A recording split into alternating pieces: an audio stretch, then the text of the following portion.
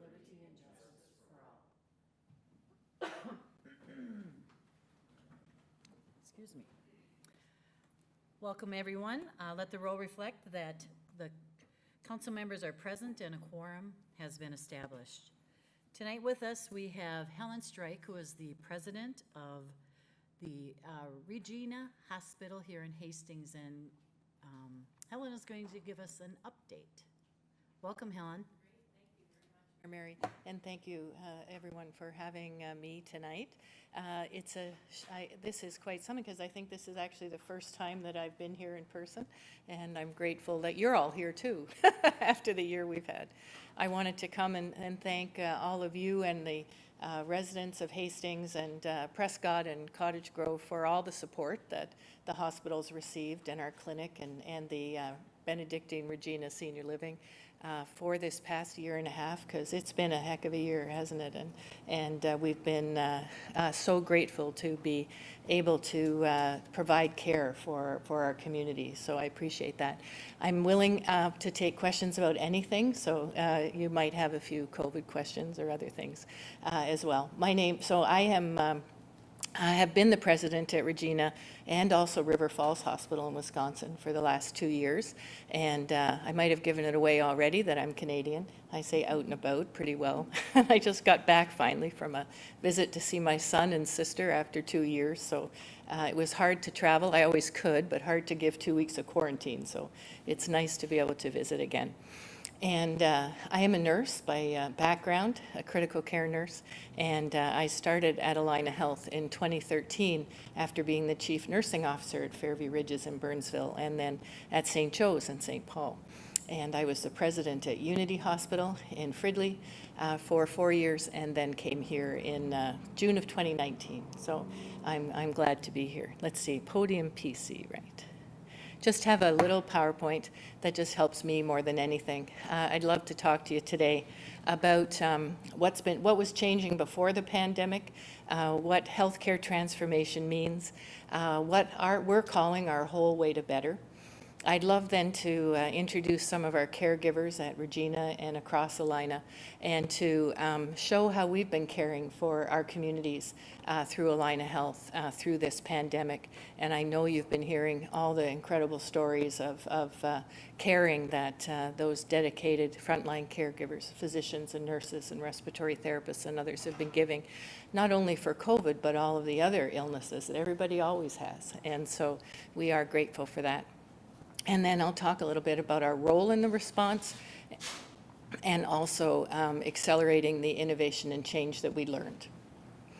So let's see. So many of you may know or have heard of Penny Wheeler on the left. She is our president and CEO of Allina Health. And Penny has spoken for many, many years about the concept of how there's so many inefficiencies in healthcare. And she's not alone, is she? We hear about that from many places. But even before COVID started, we knew that we had gross inequities in the types of care that was delivered to whom. We knew that some people got great care.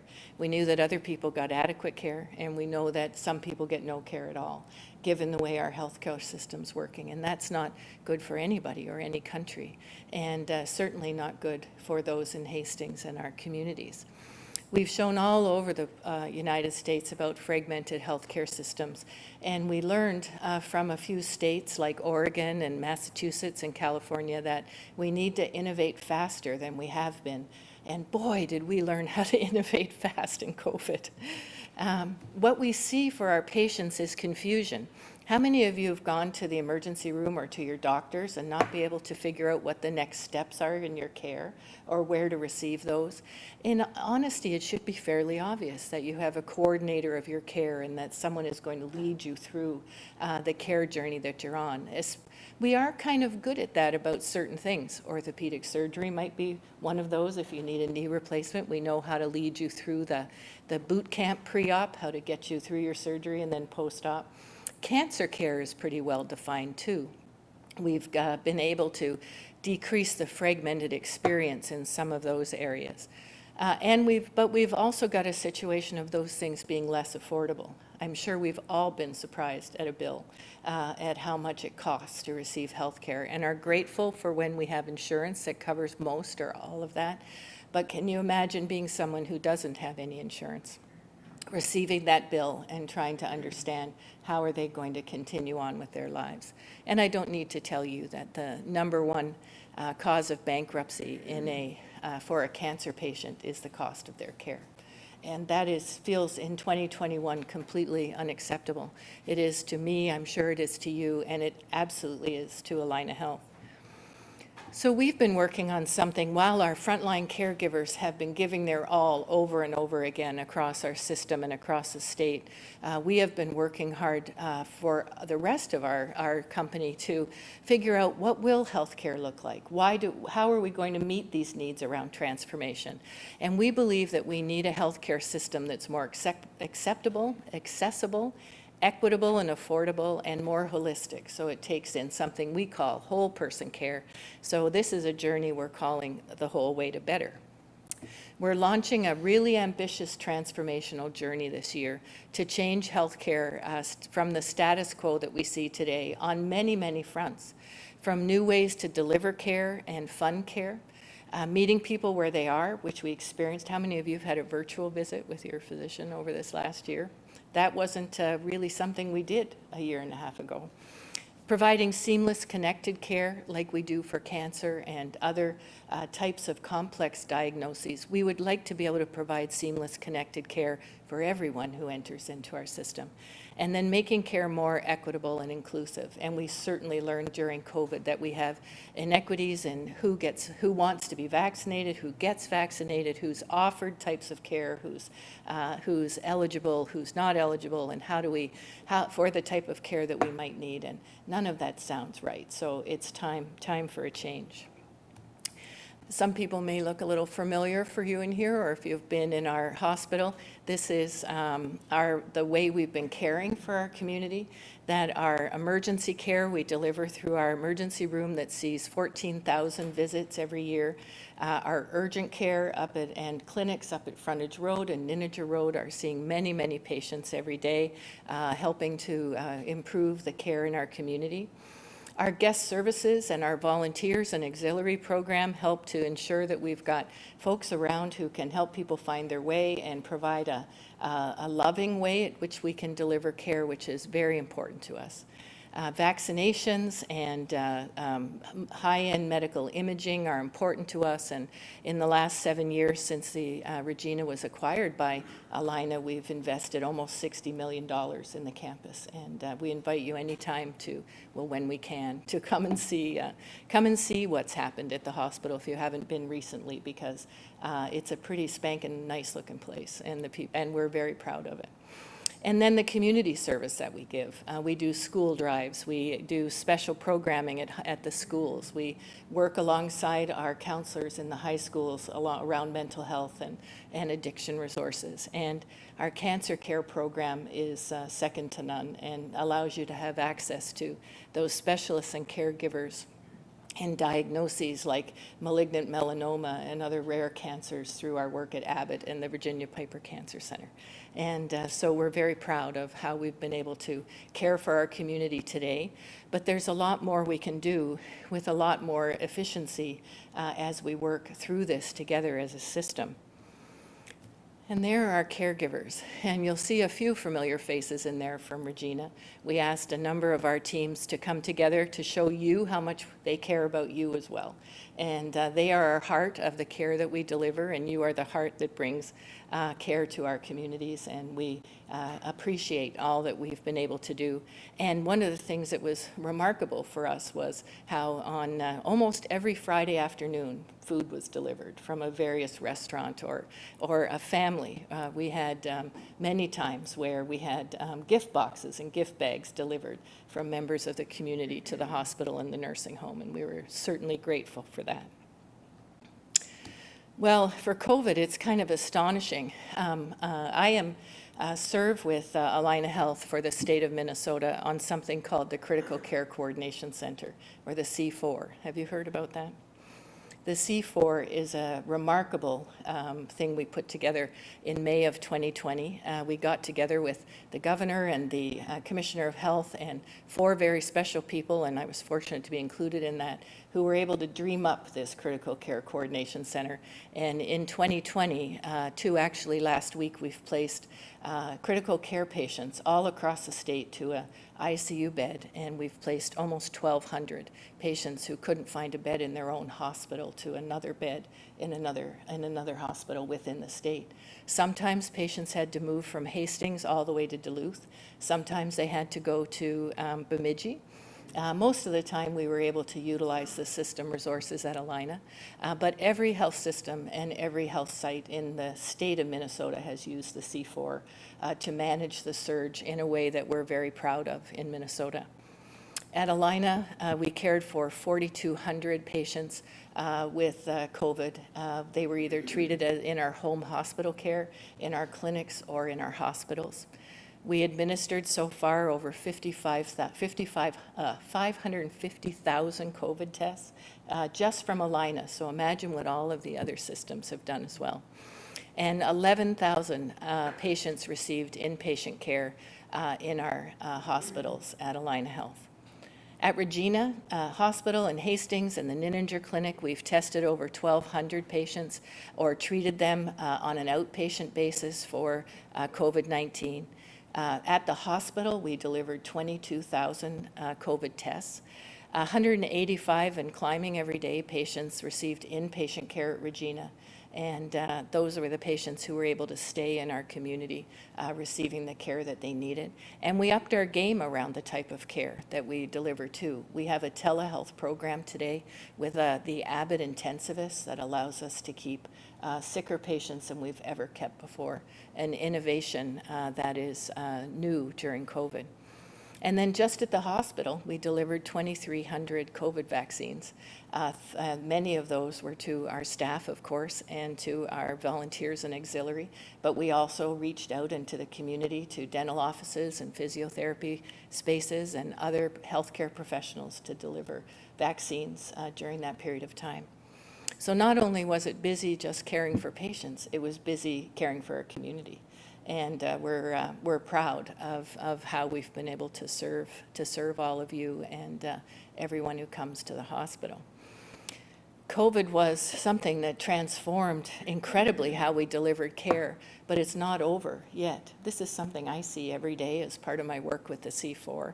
This is actually from August 30th, but the numbers aren't much different today. The top line that's baby blue on the top says 589, but today we have 631 COVID positive patients in our hospitals in Minnesota. And we monitor this every day through a daily C4 call with our member hospitals. And we are moving patients still today around our state because there aren't enough beds and enough staff to care for our patients. It's a trifecta happening right now of hospitalizations for COVID. We're seeing a surge of the Delta virus. We're seeing a number of unvaccinated patients who are entering our system that weren't entering before. The Delta virus is much more transmissible and difficult. It's also more difficult to treat for some folks who get very sick with this, and you're reading about that every day. But we also have a staffing problem all across healthcare in the state. Have you heard of the Great Resignation of 2021? You might have been experiencing it in your workplaces where you are, and we are no different in healthcare. Only what's different for us is our doctors and nurses and respiratory therapists and lab technicians and PCTs and everyone who cares for patients, nutrition workers, we're kind of sick of it. We're kind of tired of dealing with this every single day, and healthcare providers across the nation are leaving at a faster rate than anybody else in this great resignation. They're changing jobs to get away from the front line. They're decreasing their full-time equivalents or FTEs, and they are going to other types of work where it is much less stressful. And so we are experiencing that same thing at Regina, and we're experiencing it at Alina Health. On any given day at Regina right now, we have about 40% of our staff are traveler agency staff. and we are no different than anybody else. So there won't be as many familiar faces if you do come and see us and have to receive care. However, they're extraordinary healthcare providers who are from various parts of the country and have cared for specialized patients all over the nation. So we're grateful for them.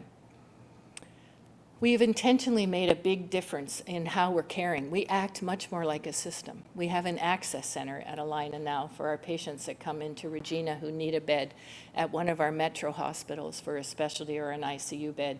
We have one number to call, and we have a team of people down at Abbott who actually help us to place all those patients across the system. We have developed COVID-19 treatments and specialists who also work here at Regina through telehealth, or sometimes many of them can come out and see patients. Boy, did we have to manage supply chain. Did any of you in your businesses too have to work through the shortages in PPE and equipment? We worked tirelessly with hundreds of different vendors to get N95 masks and PAPRs for our staff to wear. And then we innovated in COVID-19 testing and in vaccination delivery. And those are all things we learned so much from that we never want that learning to go away. We innovated programs to meet healthcare needs like we've never done before. We, from the ground up, developed a home hospital care, meaning we can care for many, many patients now every day in their home that we used to admit to our beds. And every day we have about 70 patients across Alina that are being cared for by a team who uses biometrics and the internet and special visits by doctors and nurses to patients' homes to care for them in their home when they would have been hospitalized a year ago. We do telehealth. I was telling you about tele-intensivists. We have tele-NICU now. We have tele-hospitalists. We have telecardiology. We have tele-lung. We have all the specialists that we never were able to have here for our inpatient care available by telehealth. You've known probably about our telestroke program that's quite famous, but we now have it for all sorts of things. But one of the things that I think was most innovative was virtual care. I was fortunate to serve as the Alina Incident Commander from March until June of 2020, where I watched innovation occur every single day. In February of 2020, guess how many virtual visits we did across Alina? It's almost even hard to guess because it was only 20. In the month of February, we did 20 virtual visits. Guess how many we did in June? 16,000. From February to June, we innovated like we never thought possible. That would have taken 20 years to happen without COVID. It also would have taken all of you 20 years to accept it. That, yeah, this is how we actually can receive care. And I had a virtual visit about something that was easy for my doctor to do over the internet from my office with my doctor in Woodbury. That is incredible. I didn't have to leave my work. I was able to stay productive the whole time. And that's what we've been experiencing all across Alina. 90% of our mental health care now occurs virtually. We do have lots of visits that come in as well for other things, but our initial mental health visits are all done virtually, and it has allowed access to hundreds of more patients when they're not having to wait for bricks and mortar to come in. So what all this means is that we are really looking across Alina at how can we maintain those things, how can we make sure that we always have enough PPE going forward so we're never caught like that again. How do we keep virtual care and everyday clinics going? We now have everyday urgent care online where you can speak to an urgent care provider immediately as soon as you need it rather than going into bricks and mortar again into an urgent care. We also have on my way emergency care so that you can go online and let us know you're coming to Regina Hospital and you'll be put into our queue and we'll be expecting you when you arrive. So there are many new things that are great for you just as they are for us. And we want to make sure that we don't lose any of those and expand upon them as well. Whoops. So that's it. So that leads kind of to what does the future look like. And so we are right now working with our various board members and the Alina board and Alina Health and our physicians to determine What will we continue doing in Hastings and at Regina? What will we expand here in terms of programming? And there's lots of things we're thinking about around mental health care and emergency care. And then how can we continue to serve our communities also by real outreach into the community? And how can we work closely with our Hastings EMS? How can we work with Prescott and Cottage Grove as well? But one of the things I really need to ask you for is your support, because patients are choosing to go other places than our hospital for their care. And I could tell you stories every day that we're saving lives. I could tell you that we have access to specialists like we haven't before. We're adding a new ear, nose, and throat physician who starts next week with his PA, Dr. McHale. We have a new orthopedic surgeon who's going to work alongside Dr. Para, and we're excited to see that happen. We have a new GI physician who's coming starting in October. And we are just so excited to think about all of the opportunities to bring patients. But what we need are patients. So if you have the opportunity to talk to your friends and neighbors about the care that we deliver, about the innovations Alina's done, about all the care we gave to our community during our COVID experience, we'd really appreciate that, because we need your help. We need to make sure that Regina stays viable and important to the community, because I think all of you would agree that it's very nice to have an emergency department to come to that's just down the street versus having to travel all the way into Woodbury. So thank you for your time. Thank you, Helen. And we do appreciate having a hospital within our community. I know I do. I can say I've never had to use it, but I feel very fortunate. But I do hear many comments that we're very fortunate to have Thank in you. our community. So Thank you. thank you for the update. Keep going, and pivoting as the word of Yes. COVID was, and I think that's what we've all had to do. Mhm. So we do support you. Great, thank you very much. Anyone? Yes, Councilmember Fulch. Thank you, Your Honor. Thank you, Helen, for your presentation. Mhm. It's very interesting to hear, and I'm thankful for telehealth. Yay, That- good. Yeah, that was terrific. Me too. So thank you for being a part of that innovation.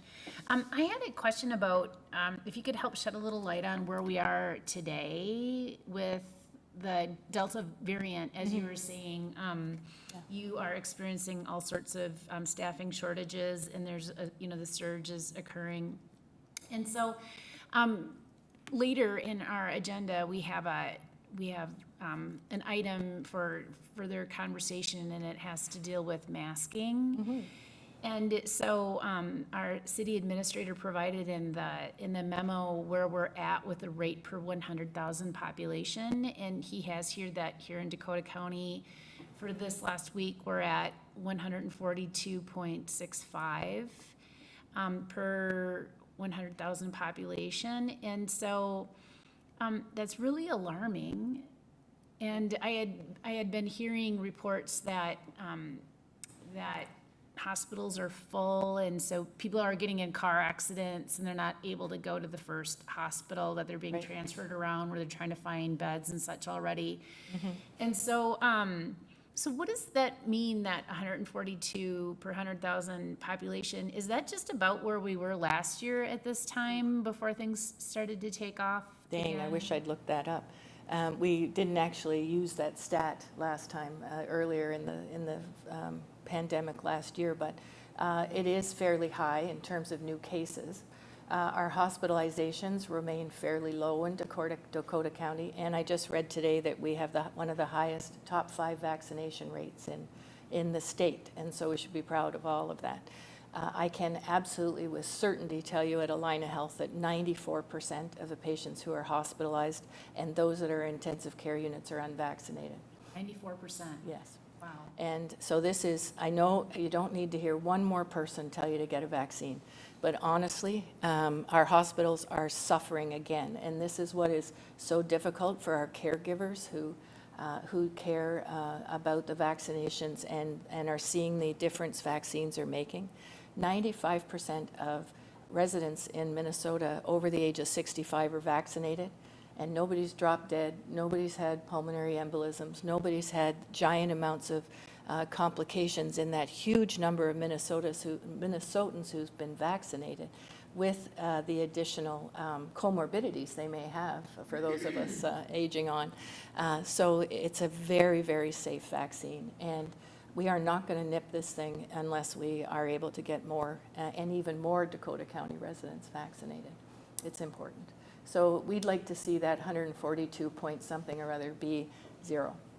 And the Delta virus is 4 times as transmissible as the Alpha virus was a year ago.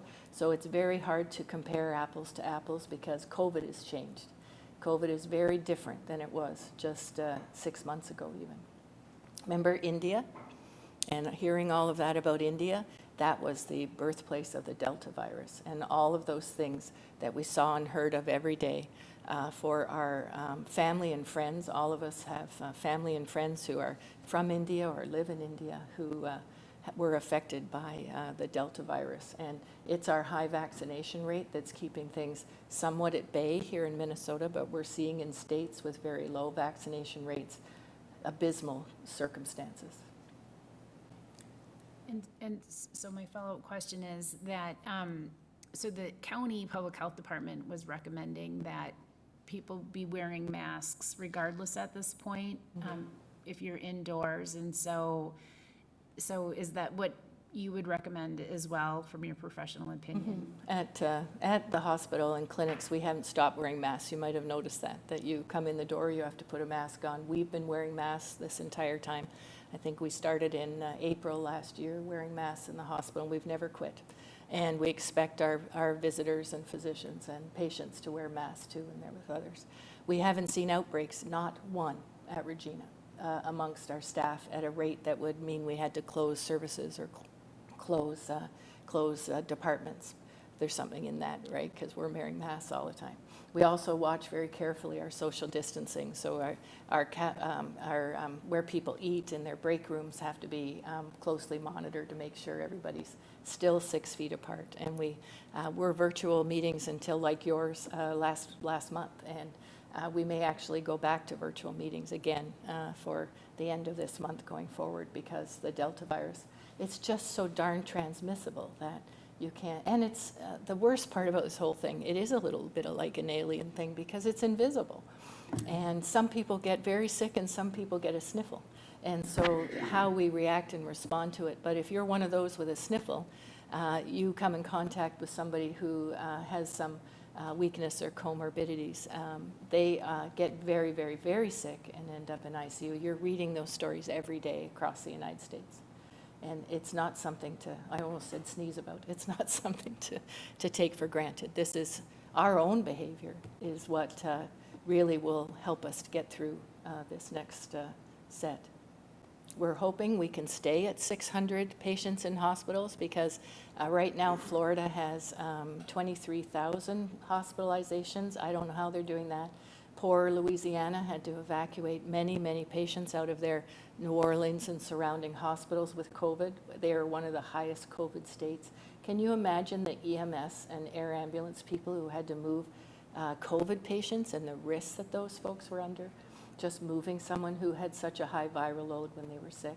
So stories can go on. I can hopefully maybe go away from here having had one or two of you hear something different about the whys, about why to wear a mask and why to get vaccinated.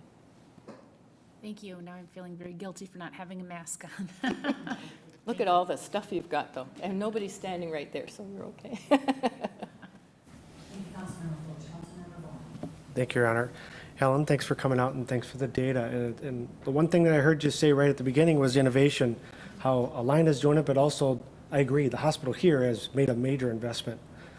How do we, and I don't need the answer today, but how can we as a community help Alina? You mentioned, shop here, meaning we do that to our stores, but we should try to keep our care here also. Yes. And I think we're going to create conversation around the community, but how about staffing? To hear 40% traveling nurses is, that's alarming, but is it, if you hear stuff from your staff, is there something you could give back to us saying there's a reason that they don't we're going to get friendly competitors. It's going to be us versus United or River Falls, or it could be, Yeah. what makes them choose Hastings, and how do we help that? Is innovation, if our community is innovators, is that going to attract the next future staff person for you? That's a great I'm question. looking for those. I don't know what the answer is, so. That's a great question, and we have a town hall coming up, so I'll ask. But immediately, I can say affordable housing. Our new nurses and PCTs and others are finding it difficult to move into Hastings. I'll tell you, I don't live here because I had to move into Woodbury because we had no available housing when I moved here 2 years ago. You might remember there was, and again today, as soon as one thing goes for sale, it's gone. And the new housing that is coming is fantastic, but it's at as you well know, it's at a price point that is hard for new families and their children who are coming in. And that's our staff. We are a feeder. We're a farm team to many of the metro hospitals. And we like to do that. We appreciate it because we have the right level of care. And the same ED doctors that work at United work here at Regina. And so they know people when they move back and forth from here to United. But it is hard for us when it means that they can't do some of the things like live in the community at which they work, which is one of our favorite things to do, is to work in the community we serve. So that's my first thought is Thank you. that. And my follow-up is, I don't want to be that farm team. I want to find a way that's going to Yeah. make people say, this is where I work, where I live, and so forth. So if we can help any way, I get housing as one of them, and I think we're on a plan to make some life cycle housing Yes, I changes in the community to make it. But I just want to make sure that we're going to be out in front of the next staff for you to say, hey, they really made some big investments down in that community. It's not only the place you work, but the place it's in. Maybe we should choose Hastings, so, thank you. I sit on the Hastings Chamber Board, and I get to hear all the wonderful things that's happening in the new businesses, and I've been really impressed with the loyalty and the new businesses coming in as well into the area. So we have been around for 67 years, and so we would like to stay for 67 more. And this transformation that we're working on will 100% maintain care in the community, and we are hopeful that it will ensure that we have sustainable long-term care. Thank you for all your time. I really appreciate that. All right, council, any council members or corrections to the minutes from the meeting from August 16th? Okay, seeing none, they are approved. Tonight we have public comments from the audience, and we have options for comments.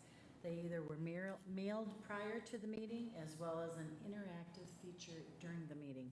For the email comments, they have been forwarded to the city council and their receipt is acknowledged.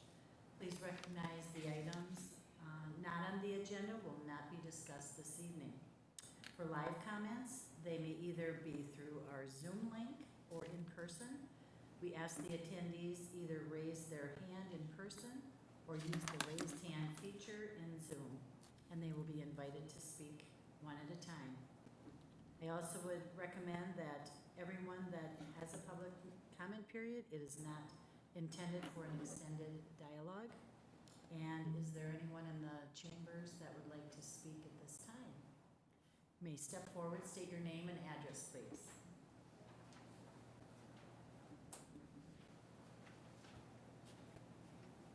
Hello, my name is Angela Zion. That's Zeyen, unlike everyone else in Hastings. Basically, I live at 1772 Delridge Court. I just like to address the council with my concerns over the Heritage, I don't know, what is it called? Heritage Ridge, Heritage, I don't know, Heritage. All I see is the Creative Home signs everywhere, so. When the development first came to your approval, there were concerns brought to your attention in regards to the quarry. At that time, the quarry concerns were the blasts, and then those concerns about the blasting and the things that we were experiencing, about the communication between residents, and that was brought to your attention. Thank you, Tina, for being our cheerleader for that. Making sure that you guys understood that that's a concern of ours, was just the quarry, and then like, how is that neighborhood gonna know about these concerns? Well, now you said, yes, you're gonna communicate to those buyers of those new properties and that development. So like I said, thank you. Because that is very important. But because we never got that information, because we never got any of that. So here we are looking at the third plat approval already for the Creative Homes. It sounds like there wasn't a clear understanding on the methodology being used to develop this land. We heard that annoying jackhammer noise for quite some time. It was very annoying and very loud, yes. I mean, I know 90% of my cul-de-sac works from home, and that jackhammer, very annoying, very unpleasant. But now, what we are feeling is a sensation 3 to 4 times daily, complete blast like you're in a earthquake. Like I said, I'd love to invite any of you guys over for any time of the day, lunch, coffee. I'm feeding them town of Hastings, but my neighbor over here would love to have you over for coffee. He works from home, and you could feel what we feel, because you guys really still don't really know what we're experiencing. We've been here feeling this for over 2+ months. It's been much more nerve-wracking and frustrating than any of you sitting there can imagine, like I said. I'm very lucky. I get to go to work outside my home, but I usually feel one when I get home. Today was one of them. I was walking my dog, and the horn blasted 3 times. My dog goes on a complete anxiety attack, starts bolting towards our house in fear, and we hear the blast. And I could hear the blast all the way at Northridge and Wyndham. And heard the rumble, and that was just from that distance, and so I wasn't home. So anyway, we formed a small group on Facebook and within our group of neighbors, so we can compare what we felt and if anyone else started to see damage. We all agree that they knew that they were going to at least do some damage to our properties. Maybe not to the extent, maybe not to the full capacity or how many homes, but I think they knew. I mean, they have to take a liability waiver out or insurance for sure, but I don't think they really knew to what extent they were going to be doing damage to our homes. So there's a little pressure, I'm sure, thank you, John, from last week's Planning Commission meeting, because now we have actual claim numbers. All of a sudden, miraculously, Thursday and Friday, we got claim numbers on some of our claims. But what about the other people who are not in our group chat? You know, I can take walks with people and walking the dog. I'm like, hey, do you feel that? Do you have any damage? Now that you say that, it's so funny. I was wondering where there's something full on my ceiling. Like, well, that's what that's from. Okay? I'm just finding newer people every day with concerns from the blasting. The bottom line is I feel we can't move forward without acknowledging us and giving us homeowners some kind of reassurance that you have our back when it comes to these claims. We feel they should find other ways to get this job done. The seismic monitors that are set in 2 people's basements are reading below the normal limits. But what is normal when it's 3 blasts a day times 9+ weeks? What data do we have on the long-term effects to our homes that will include cosmetic and structural damages? What do we know about the methodology that they are going to be using to get the third plat ready for these homes? I ask that you get some answers on these questions before approving the third plat. Thank you. Thank you, Angela. Is there anyone else in the chambers that would, sure, come on up.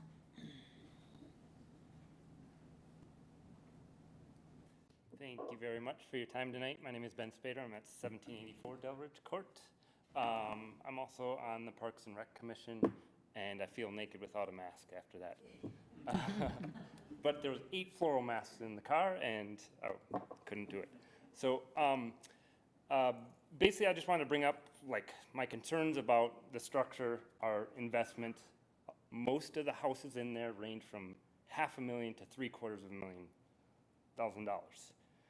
And so I'm a little concerned of the developer maybe taking a little shortcut at the expense of our livelihoods, our primary retirement fund. You know, the money that we have invested in these properties may be deteriorating, not the whole investment obviously, but you know, there may be some issues long term.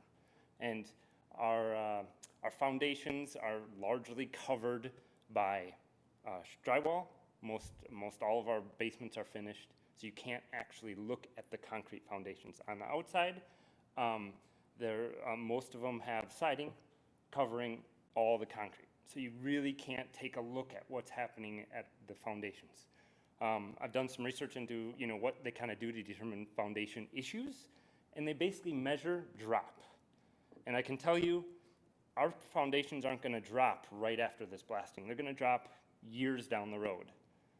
So that kind of way of measuring if there's foundation issues right now and repairing them, like through insurance, is not really a good way to measure the actual damage that's happening to our property. So we've been over there watching some of their blasts and everything. And what they do, just so you guys have an understanding of like the magnitude of these blasts, they drill about 25 to 30 holes from 8 feet deep down to, I think even up to like 15 or 20 feet deep. And then they put dynamite in each one of the holes, and then they set them off milliseconds apart, so it's like, and you see a big array of rocks going up, sometimes up to 50 feet in there. One of the blasts we saw that were standing right on General Sieben, it went clear across General Sieben. Luckily, they chose to do it between the cars coming by, and the parts that went across were softball-sized boulders. So, I mean, it's throwing rocks way high, way out, and that's in bedrock, no more than 200 feet from my foundation. And I'm one house in from General Sieben, so I'm not the closest. So I just have concern over that, where I'm sitting in the basement of my house working from home most every day. And if I don't have my windows open, I don't hear the horns, and it sounds like my 180-pound dog just fell off the couch upstairs, like right above me, because it's just a boom, just a huge bang, and everything shakes. And you know, that's got to be happening on the concrete foundation and everything too that we can't see. So just wanted to express my concerns of like the damage that's happening, just trying to save a couple thousands of dollars to our millions of dollars worth of homes. So it's much different than the quarry explosions, which are like about a half a mile away. This is 200 feet away, and less for other homes. So it's just something that's happening, I mean, we're almost near the end, maybe 3 or 4 weeks left, but we're 9 weeks in, and it's just really concerning for us. So thank you so much for your time. I appreciate it. Thank you for your comments. Anyone else willing to speak or wishing to speak? Okay. Council, any items to be considered? The consent agenda, council, I accept a motion to approve the consent agenda. Councilmember Fox. Your Honor, I am going to pull items 4, 5, 8, and 16 from the consent agenda. I will be abstaining from them, and I'd like to vote on them separately, just to avoid any perceived conflict with a business owner. And with that, I'll move the consent agenda. Thank you. I need a second for the consent agenda, other than 4, 5, 8, and 16. I'll second. Councilmember Fulch. Any discussion? Okay, all those in favor, state by saying aye. Aye. Aye. Opposed, state by saying nay. The consent agenda is passed. Then we will go right to 4, 5, 8, and 16 with Councilmember Fox abstaining. I would like a motion to accept those 4 items. Councilmember Lightfoot with a second by Councilmember Lund. All those in favor by stating aye. Aye. Opposed, nay.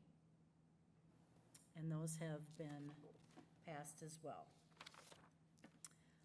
Tonight, under community development, we have with us John Hinsman. And John, we are going to talk about a resolution for the final plat for Heritage Ridge 3rd Edition.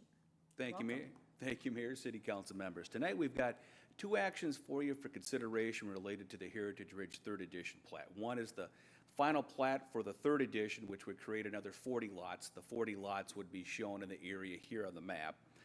The second action is to authorize signature of a site grading agreement. This is authorization to begin limited grading activities. This doesn't preclude the need for a full development agreement, which is necessary for the construction of utilities and other sureties for the site, that would come at a later date, but this would allow for the developer to continue grading activities that are already under commencement on the site. So with this, we have, when we look at the final plat, we look for consistency with the preliminary plat. The preliminary plat for this whole development, which is 116 lots altogether, was approved by the council on October 5th of last year.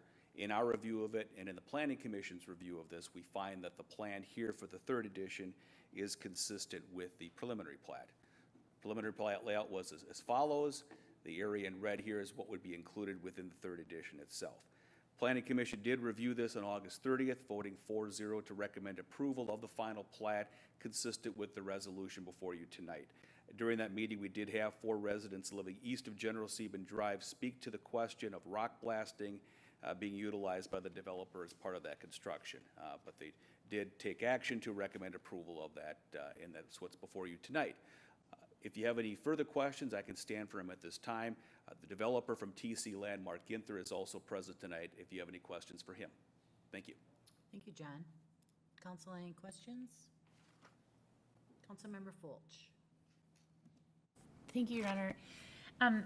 John, I know that the Planning Commission just, heard this last week and had the opportunity to hear from the residents, but have you had the ability to have those conversations with the developer to know if there are other means of loosening the soil other than the dynamite blasts, which seem rather extreme at this point? Sure, Council Member. I have spoken with the developer on this. I may have him address specific questions related to it since he's closest. When looking at the bedrock on the site, from what I understand, there's really 2 ways that you could do it. One would be blasting, which is more disruptive, but of a shorter duration. The other would be jackhammering, which would take a much longer period of time and would be more continuous as you go through it for rock removal. So really, those are the 2 methods that I'm aware of for removal of rock for the situation. And my follow-up question then is what is the difference with the vibration levels between the dynamiting and the jackhammering? Angela had said that the jackhammering is very noisy within itself, but does, is the seismic activity that's generated from the jackhammering nearly as comparable and less detrimental to the neighbors than the dynamiting? Council Member, I'm probably speaking outside of my expertise of authority here. From what I've heard from engineers that have looked at the site is, I think in general terms, blasting is going to be more acute. You're going to have a larger amount of power and amount of seismic activity occurring at a shorter duration. With jackhammering, it's not going to be as acute. It's going to be spread out over a longer period of time. And both are not the most favorable conditions to work under and to live next to, certainly. And is it my understanding that the city engineer, I think it was Ryan, maybe had made some kind of suggestion for modification of the lowering of the power of the dynamite to some effect, and so those modifications have been made? Could you speak to that a little bit? Sure. I may have Mr. Ginther speak to that specifically. I know we did have some discussions on that relating to the power of the charges and also the depth of the charges. And I believe there's different areas of the development that required more deeper charges for more deeper trenches and excavation, and other areas that didn't. And maybe Mr. Ginther can speak better to that. Okay, my last question for you is that something that's within our purview to be able to dictate is the means of extracting the rock that is within the development? Because it just doesn't seem ethically like it's the right thing to do to allow this development to continue with an additional 40. It looks like you've probably put in about maybe 40 if all of those have already been blown, and so you're asking for an additional 40, and then it looks like there's maybe a 4th edition there, right, that's to come. So that's a considerable amount of further blasting that those houses would have to endure that are currently on the cul-de-sacs across on General Steben. And so, I've seen some of the pictures that Angela has shared of her own home and then of some of the other residents, and it's really startling to see. I mean, she showed me one, it looked like a wall had actually buckled, like it wasn't just a crack, it looked like it had shifted and was buckling. And so, I can't imagine what another, am I right? Have there been 40 already? That was within the first and then the second, and then, so this is an additional 40, and then I'm just looking at it, it kind of looks like 40, 40, and 40. Am I guessing correctly Sure, here? I can go through a review of what we've Sure. done and where we're at here. So, fourth edition here is in blue, that's 40 lots. There's been another 40 lots in the first and second edition down here that have been platted and are in various forms of construction. The last phase of the development's up here, I think that's just under 40, 36, I believe, altogether. From what I understand from the developer is that the blasting activities would be done for the entire development during this period of time, which would commence over the next couple of weeks and then end. So as we move into the third edition construction and the fourth edition construction next year, that rock blasting would not be utilized in those areas. So that the time that we're having right now with the rock blasting would commence within the next couple of weeks for the entirety of the development. So how many more lots then require the dynamite? I'm guessing that some of the soil types are different, that's what you're saying, maybe some is like They normal do. bed and, I think the developer, part of the grading agreement too is to allow the developer to continue on task right now and do the grading and the rock excavation activity that's occurring right now, so it can be done as quickly as possible and cease, so that it would not be occurring in the remaining phases of the development. I guess what you're not saying, what you're saying is that, okay, we're trying to tighten up a time frame here. What I'm not understanding is how many lots still need to be dynamited. That's what I'm trying to say. In council member, it's a matter of utilities and some lots for basements. I don't have that number in front of me. Mr. Ginther may have that number. Okay, all right, Mayor? Councilmember Fulch. Councilmember Lightfoot. Thank you, Your Honor. You can minute. Councilmember Lightfoot. Thank you. So what method, and John, this may be for Mr. Ginther, I'm not sure. What method is used for the monitoring of the blasts? I hear there's some sort of a device that's used that says whether or not they're within not my expertise yet again, some sort of seismic equipment that tells them, who's responsible for that? Sure. There are seismic monitors that are placed on the site, and I believe in a couple of homes that are adjacent to the site. The ones on the site were required as part of our permitting to monitor that activity. The ones that are outside the site were done at our suggestion and Mr. Ginther's placement and hiring of devices outside there.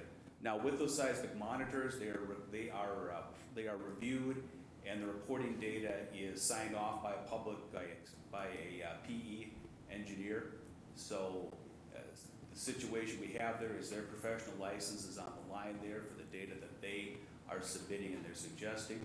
So we feel confident in the information that they are reporting to us as far as the seismic data. Now, as far as how to interpret that seismic data, I'm probably the last person to speak to that at this point. I look at our engineers and our consultants that have more seismic training to be able to make interpretations of what is acceptable and what isn't. Okay, and then to follow up, John, thank you, that was impressive. Are those monitors, these seismic, picking up the seismic data, are they in whatever residence, wherever they're at all times, so they're picking up every single blast, or are they being moved, are they being put in certain places? Sure, council member, I believe they are kept in place. I'm not certain of that, but perhaps Mr. Ginther can confirm. Okay, I guess I'd like to know just a little bit more about that process. I know you said that it's reviewed and signed off by PE engineers. I don't know what that means. Professional engineer, so someone who has state licensure as a professional engineer, and the information that they report is subject to their professional obligations under that license. If they were to falsify information, they run the risk of that license being pulled. Okay, so that individual doesn't work for the builder and doesn't work for the city. They're an independent firm that's handling this data. Thank you, John. Appreciate it. Any other questions, council? Sure, if Mr. Ginther would like to speak? That works. Thank you. Mayor, members of the council, Mark Ginther with TC Land.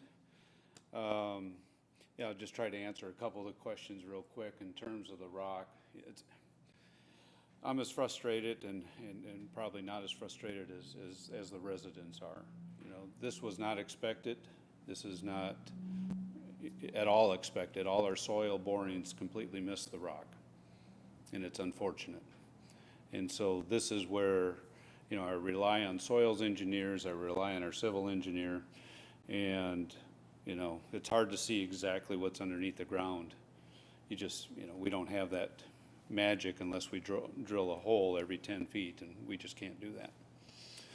So unfortunately, we did find the rock in just this isolated area. I don't know if we want to go back to the overall plat, John? Sure. And it might be easier for me to show. Yep, I'll go back to that one. Let's see, how do I point this out here? Okay. So basically, Ridge Point Court up in here is where most of the rock was found, and it kind of went through and hit right over here on these couple of lots here, and then the deep sewer. We would have missed it, but there's a deep sewer that goes in here for a future sewer extension for the property to the west. So that's why we found the rock down there in the deep part. But then there's this little ridge that just popped right up right here at Ridge Point Court. And so the two options were either dynamite it or hammer away, and we'd be hammering away all summer long out there. So where we're at today, just to kind of see where we're at today, is I sent John an email earlier today. There's a little bit of utilities left. I think one more day, and that's tomorrow, to finish up on the utilities. There's 3 lots right down here off of Fallbrook, lots 1, 2, and 3, right here on the south edge that have rock in them. So their intent this week was to finish up the utilities tomorrow, finish up those 3 lots on Thursday and Friday of this week. And then I'm open to suggestions on these lots right here. So it's really gonna probably be lots 2 through, 8, 9, somewhere in there, that are gonna have most of the rock for those lots. So we can hammer away at those, or I can have them there. We're probably, to hammer them away is gonna be about 3 or 4 weeks. And if we blast, it's gonna be about 3 days. So I'm open to talking to the residents and seeing what your preference is. If you can tolerate it for, another week or not. I'm okay with hammering. I'm okay with it. So, I mean, our biggest thing is just more of I want my assets protected. so I'm open to that, and that's why I'm here tonight, to be able to offer that and work with the residents and figure out a simple solution. For phase 3 and 4, we have gone through and done multiple test pits. Will we hit rock? I can't guarantee. We haven't hit it yet, but I can't guarantee that we won't find it, and if we do, we'll hammer it. So for the rest of the community, and as I mentioned to John as well, I'm okay if he even put a condition on the approval of the final plat on phase 3 that we don't allow blasting, and I'm okay with that.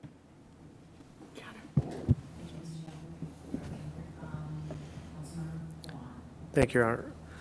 Mark, thanks for coming out today. I just want to ask, as we look to approve the third plat here, have you looked at a redesign? Is there a way that you could say, this is just too much in that Ridge Point Court to, is there any way that the design could help to say, let's shift away from that? Is that going to be The engineer, when we started getting into it, we looked at it multiple points, and there really wasn't, with the way the water flows, the utility, everything. It was just kind of, yeah, it was it was a tough one to figure out exactly, so.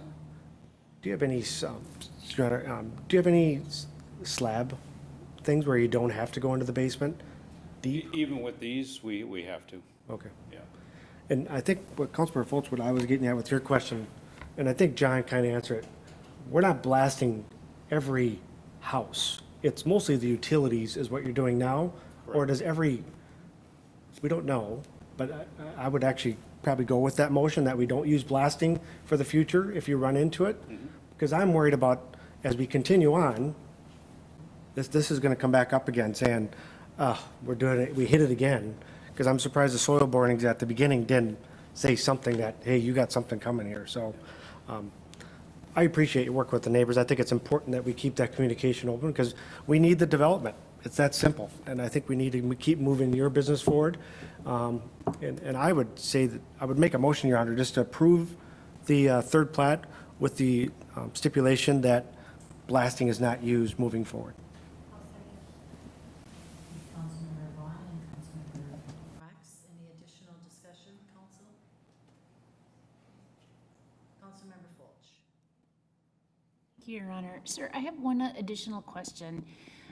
It was brought forward to me by a real estate agent that some of these lots are actually being sold as like water properties.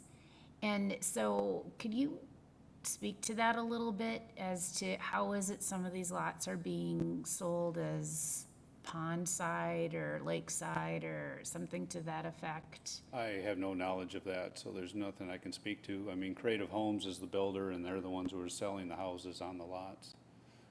I have no knowledge of that. And so there's no ponds that are being put on the lots or? There are ponds that are on there, so like Outlot A on this diagram here, you know, there'll be water in that pond. There might be a little bit in Outlot B, but, you know, just depending on rain events and such, yep. Oh, so they're just meant for stormwater stormwater. holding? Yeah. So they're not true ponds, like they'll be holding No. water for any length of time? Well, or they anything could to be. that effect? It all depends on the amount of rain events and how they're designed, you know, that's up to the engineers. But a couple of them are designed to hold water. Some of them are designed to drain the water, like Outlot C. That's the reason why this is designed the way it is because that's where all the water flows and flows into the ground, into that area. It's more of an infiltration versus a holding pond. Okay, all right, well, thank you for your help, I appreciate that. Any additional discussion? All right, council, motion's on the table. All those in favor state by saying aye. Aye. Opposed, state by saying nay. And that motion prevails. Thank you, Mr. Ginther, and thank you, John, for coming tonight. Sure. Mayor, just one point of clarification here. Thank you for your consideration on the final plat. We also have an authorization signature for the grading agreement related to this plat as well. Okay, I wasn't sure if that was part of the motion. It may have been and I missed it. I don't think it was. Okay. Okay, so then council, could we have another motion for the grading, the final plat, the site grading agreement for Heritage Ridge 3? Councilmember Vaughn, Councilmember Fulch, discussion? All those in favor state by saying aye. Aye. Opposed, state by saying nay. And that motion prevails too, John. Okay. Thank you. Thank you. Okay, this item will be under administration, the city welcome signs, and this was brought to our attention, and Councilmember Fulch wanted to have this put on the agenda. So I will turn it over to you, Councilmember Fulch. Thank you, Your Honor. I had asked for this to be put on the agenda over a month ago, and it didn't make it to the last agenda. And so now it's been a month. And so what had happened at the time were the two older signs were still erected, the one on Highway 61 at the junction of Highway 316, and then the one that's next to the library on Highway 55. And so since that time, the one that was on Highway 61 at the intersection of 316 has been completely removed. And so the one that's on 55 is still standing. And furthermore, all of the long grasses and weeds that had grown around it have been removed and substantially pushed back from it. So it looks considerably better than it had at the beginning of August. And so I had asked for it to be placed for council consideration for the removal of those signs. And so since then, the first one has been removed and the second one is still standing. And I'm going to turn it over to Council or City Administrator Dan Watichka to discuss what it is that he has within the write-up that's there from staff. They do intend to replace the one that's on Highway 55. And so Dan, I'll let you take it from here. Thank you, Councilmember Fulch. Dan? Thank you. Several years ago, I'm sorry, I don't have a specific date, following the rebranding effort that the city had done, changing out the logo and the colors, and obviously related to the new bridge and the Riverfront Renaissance, we replaced the sign coming in on the north end of town as you come across the bridge. Shortly thereafter, we also replaced the sign, or placed a new sign south on, as you come in on 316. A significant portion of that second sign was covered by donated money, but additional funds from the city to cover the balance of that cost. But those funds were utilized several years ago with that installation. My understanding is the existing sign at 316 and 61 that was to be replaced by that new sign on the south end had some political issues around it, and staff were directed not to remove it.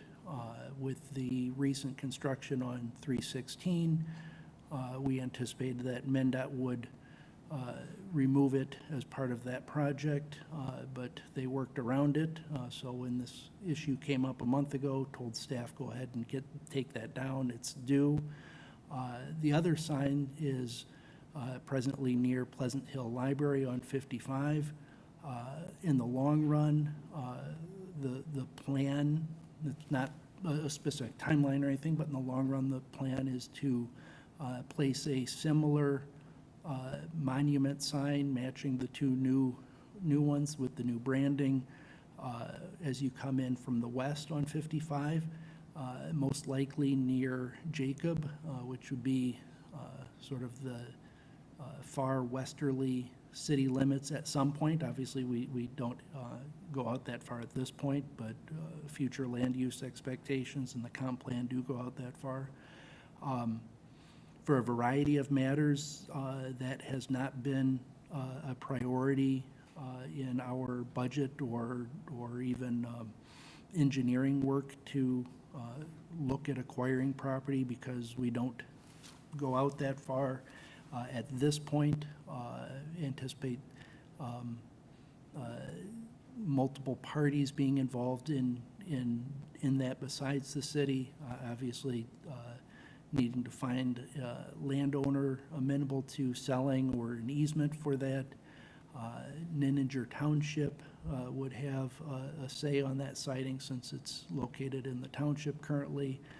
Potentially state DOT approvals because it's on the state highway and potentially in their right-of-way.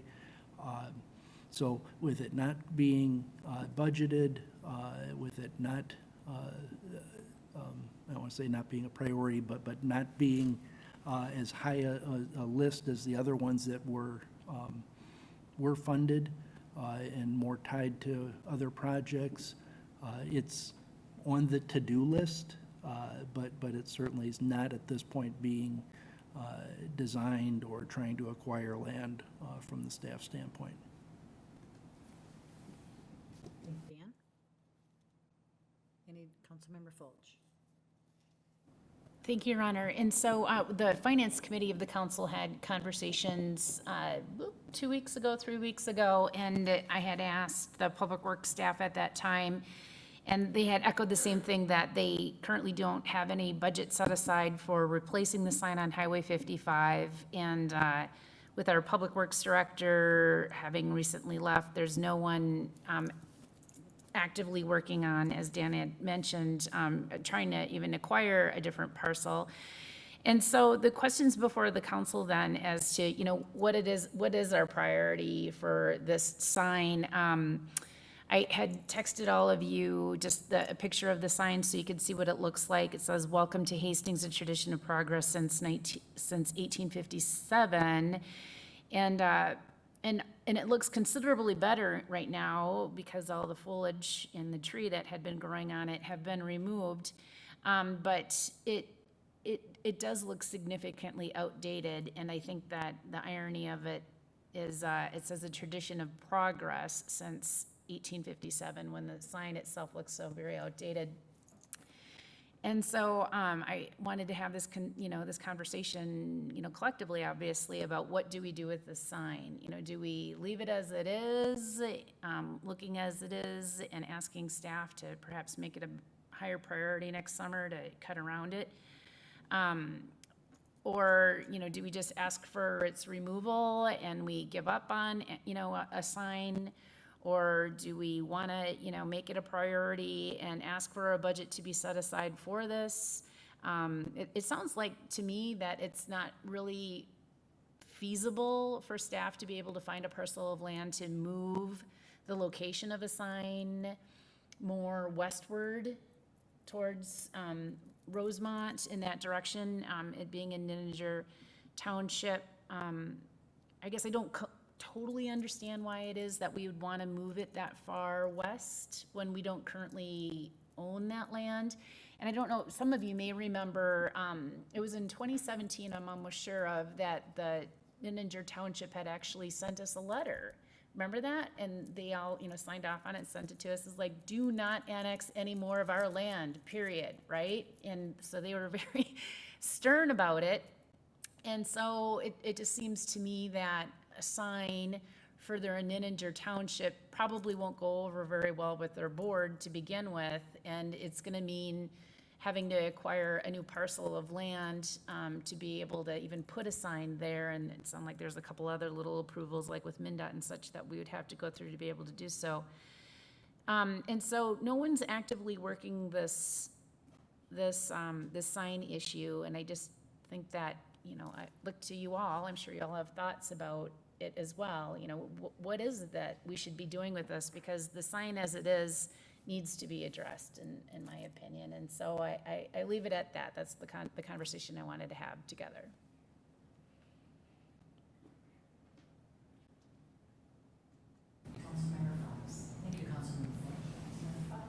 Can I clarify, sorry if I missed this, Dan, what it would cost to remove it?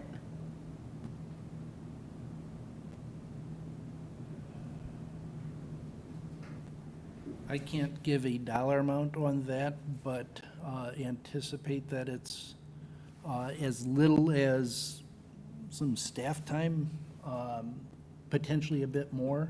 The one that was removed outside the arena, they essentially were able to just cut off, but they had anticipated that it might be removal of footings. So I don't know what the circumstances of the one by the library would entail. So it might be more extensive than the one that they just did a couple weeks ago, but Sure. Even then, it's certainly not the cost of a new sign. The removals are Right. pretty minimal. Thank you. I would certainly be in favor of removing this sign and putting the new sign in the strategic communications plan that we are working toward, right? So that's like a marketing tool to keep people drawn into Hastings and welcome them appropriately. If we can slot this into the work by the end of fall, I think that would be appropriate removal time. That is my perspective. Councilmember Fox? to reiterate that. I think it's important to have a welcoming sign for our community. We have 2 entrances that have the signs. I personally think it would be a high priority. This has been 5 years. I don't know. I wasn't on the council, but I mean, I'd like to put it in a higher priority. It's not that it's not a lot of money, but I think it's important to be a welcoming community and to have a beautiful monument or sign instead of a wooden aged sign, let's just say. Any other comments, council? How we do that? I guess I'd have to put it to staff to maybe check into property to put it on. I think Dan's point is we are growing, so where do our city limits, where are they now and where will they be in the future? And I think we have to look futuristically, so. Others, any other comments?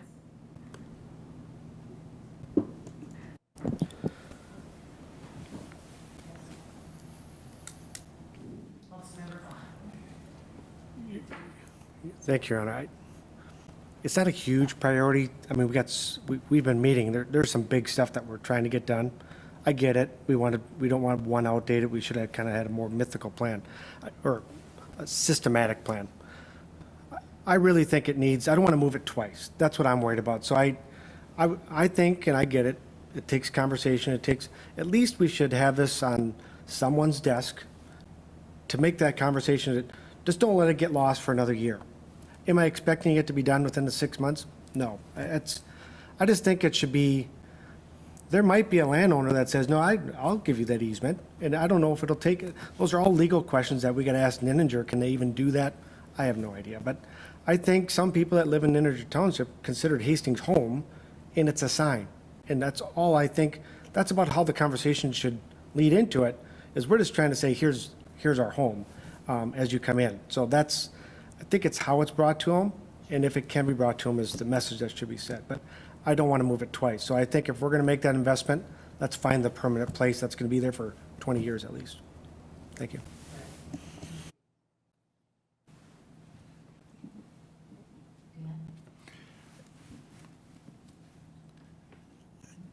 Just want to point out that although it was on the consent agenda earlier this evening, you voted and approved the strategic initiatives guiding the next year and a half or so. Maybe this fits into the broad category of park beautification and maintenance. Maybe it fits with the external communications plan, letting visitors know you are here is an important message. But I do, personally, I worry that it is more of a separate initiative.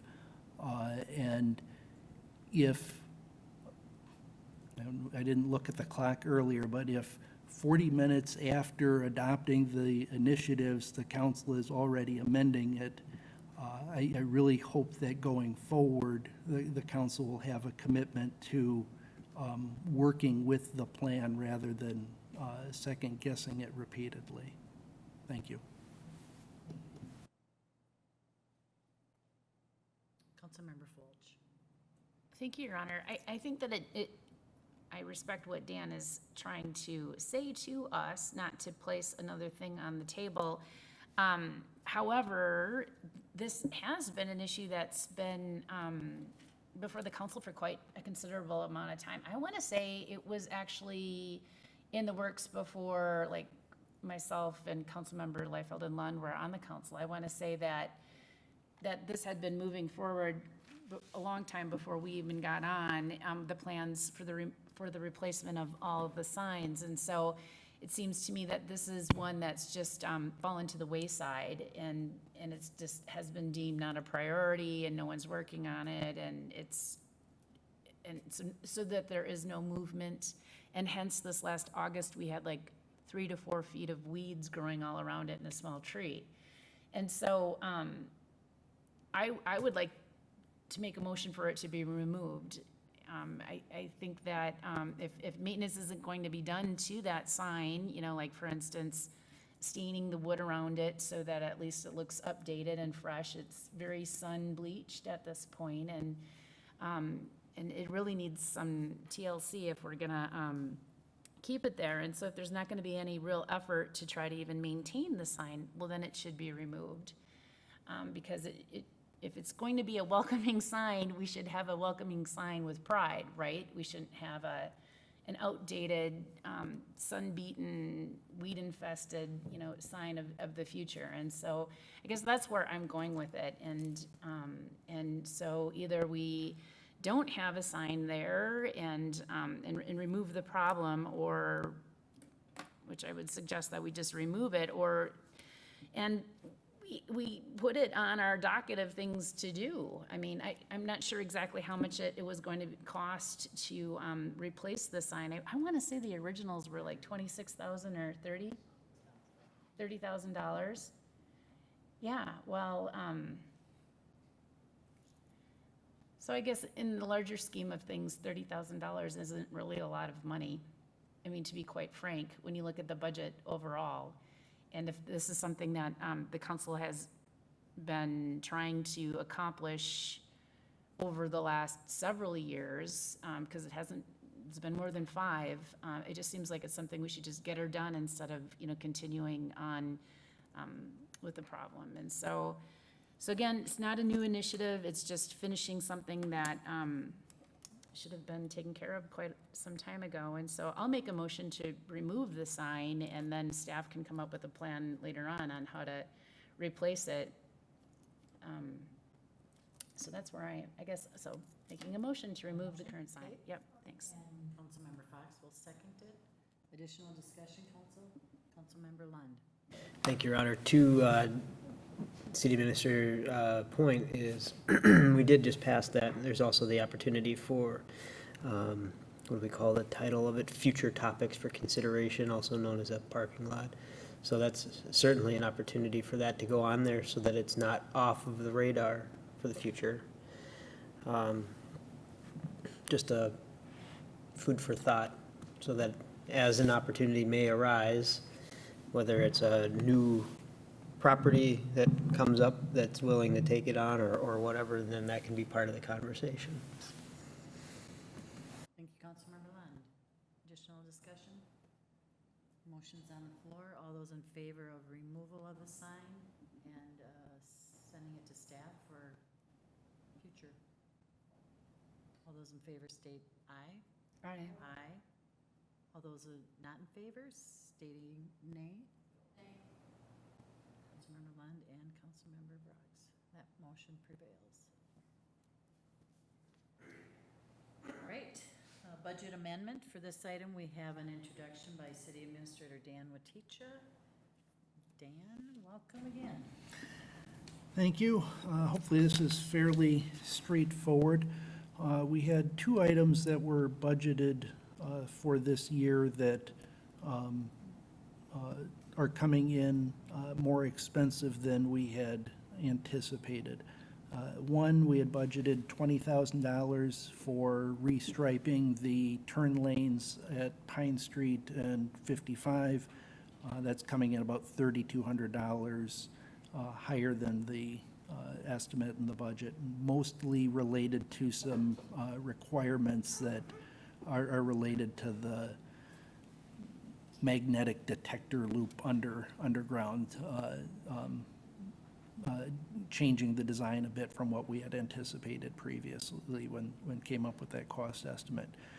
The other much more significant budget amendment is a fire study, which actually was talked about at least a couple of years ago, shortly prior to my coming here. We included $20,000 budgeting for that for doing it this year. We did do an RFP, request for proposals. The two quotes that we got back are both just under $60,000, so would need an additional $40,000.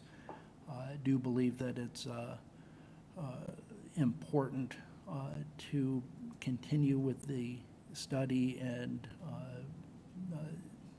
help have some better information for looking at staffing and response and similar issues with the fire department.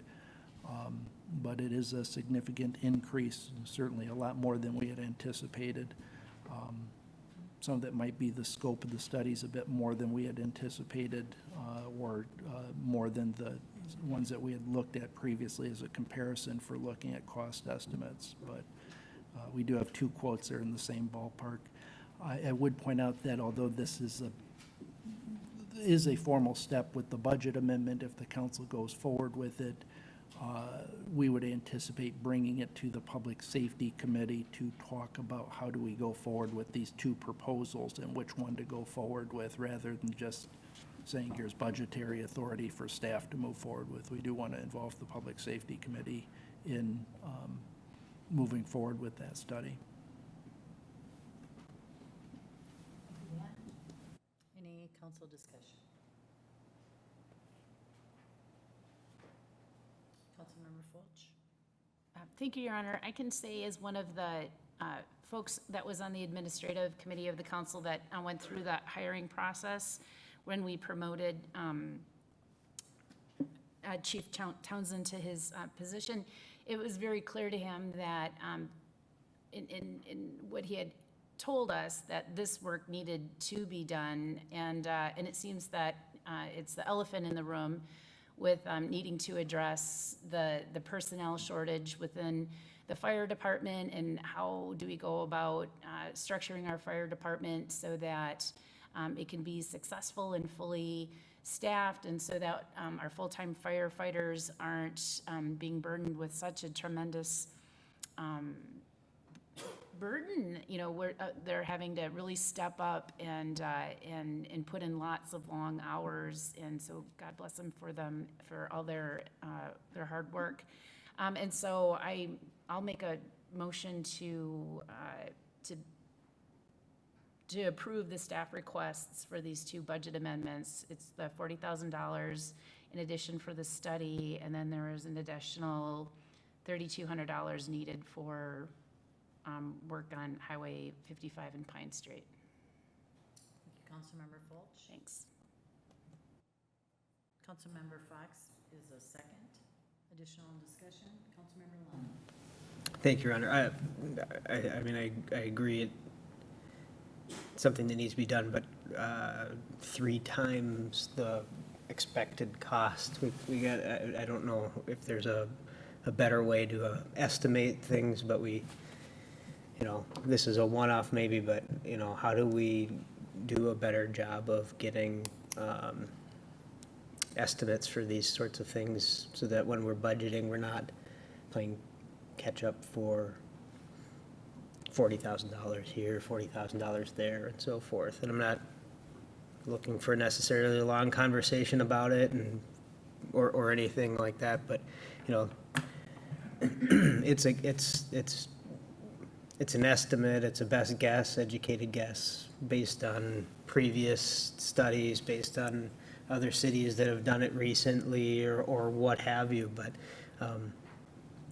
you know, when we approve these things, it'd be good to just know that we've got a fairly high level of confidence that it's accurate. Thank you, Councilmember Lund. Councilmember Brooks. What was the year that the last fire study was completed? Was it 2012?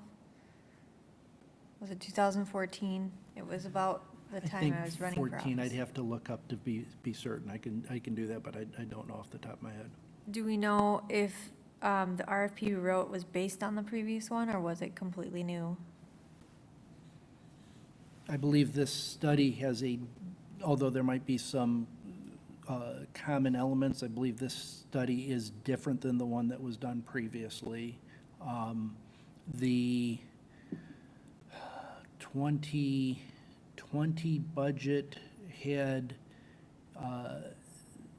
$50,000 budgeted for the fire study, strategic planning, and facility needs assessment. I don't know the basis of those numbers.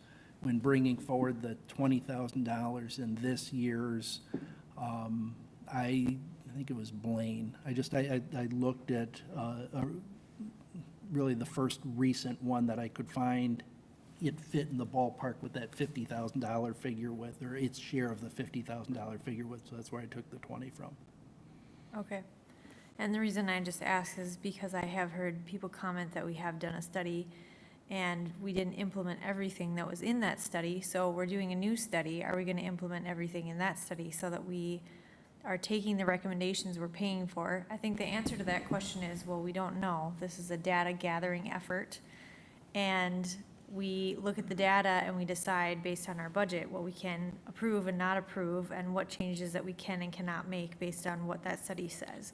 So I guess I just want to address those comments specifically that I've heard from the public that we will, when we approve this and we do a new fire study, it doesn't mean that we're going to take the thing wholesale and implement it right away. I think anything we do, we have to do it over time and with the resources that we have. So to me, this is a piece of information to help us make those changes and to do them in a way that is wise and probably is going to be stretched out over multiple years. Councilmember Brooks. Councilmember Vaughn. And I echo that, Councilmember Box, because I think we need, that's why we have department heads. That's the role I want to see our new chief. It's going to be a challenge. I think we need to support this with some updated data for him. But I would look in the old data and I would be networking to your colleagues, because what I heard today at the workshop of how short we are in the paid on call, it's not going to have all the answers in this report. We're asking that chief to be really creative and find a way to feather this in, because this is a long-term investment for us. And I just want them to understand that all the answers will not be in that report. And I think it might be fairly generic. There might be some tactics to use, but I'm putting a lot of effort into our department head to make sure we're staffing for the future on this one. Thank you.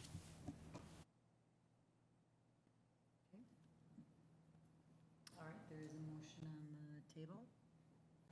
Any additional discussion? Okay, all those in favor of the motion state by saying aye. Aye. Those not in favor of the motion state by saying nay. And that motion prevails. Thank you. So COVID-19 and the Delta variant, this item was requested to be put on the agenda by Councilmember Fulch. Would you like to speak to it? Sure, thank you, Your Honor. I believe it was on August 13th was the last time that we had the conversation about this.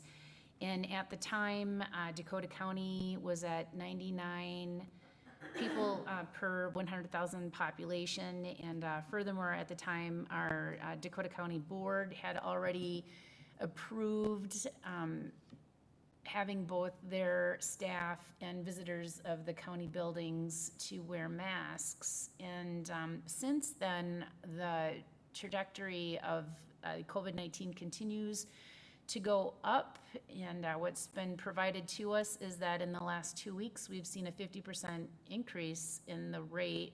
So we had been at 99 and now we're at 142, almost 50% increase then for the spread of the Delta variant. And earlier when we were listening to the hospital administrator, Regina, Helen, she had indicated that, yes, that we should be requiring that folks be wearing masks within the city buildings. And so I had asked, knowing that we were going the wrong way on this, and knowing that the schools are about to go back into session, and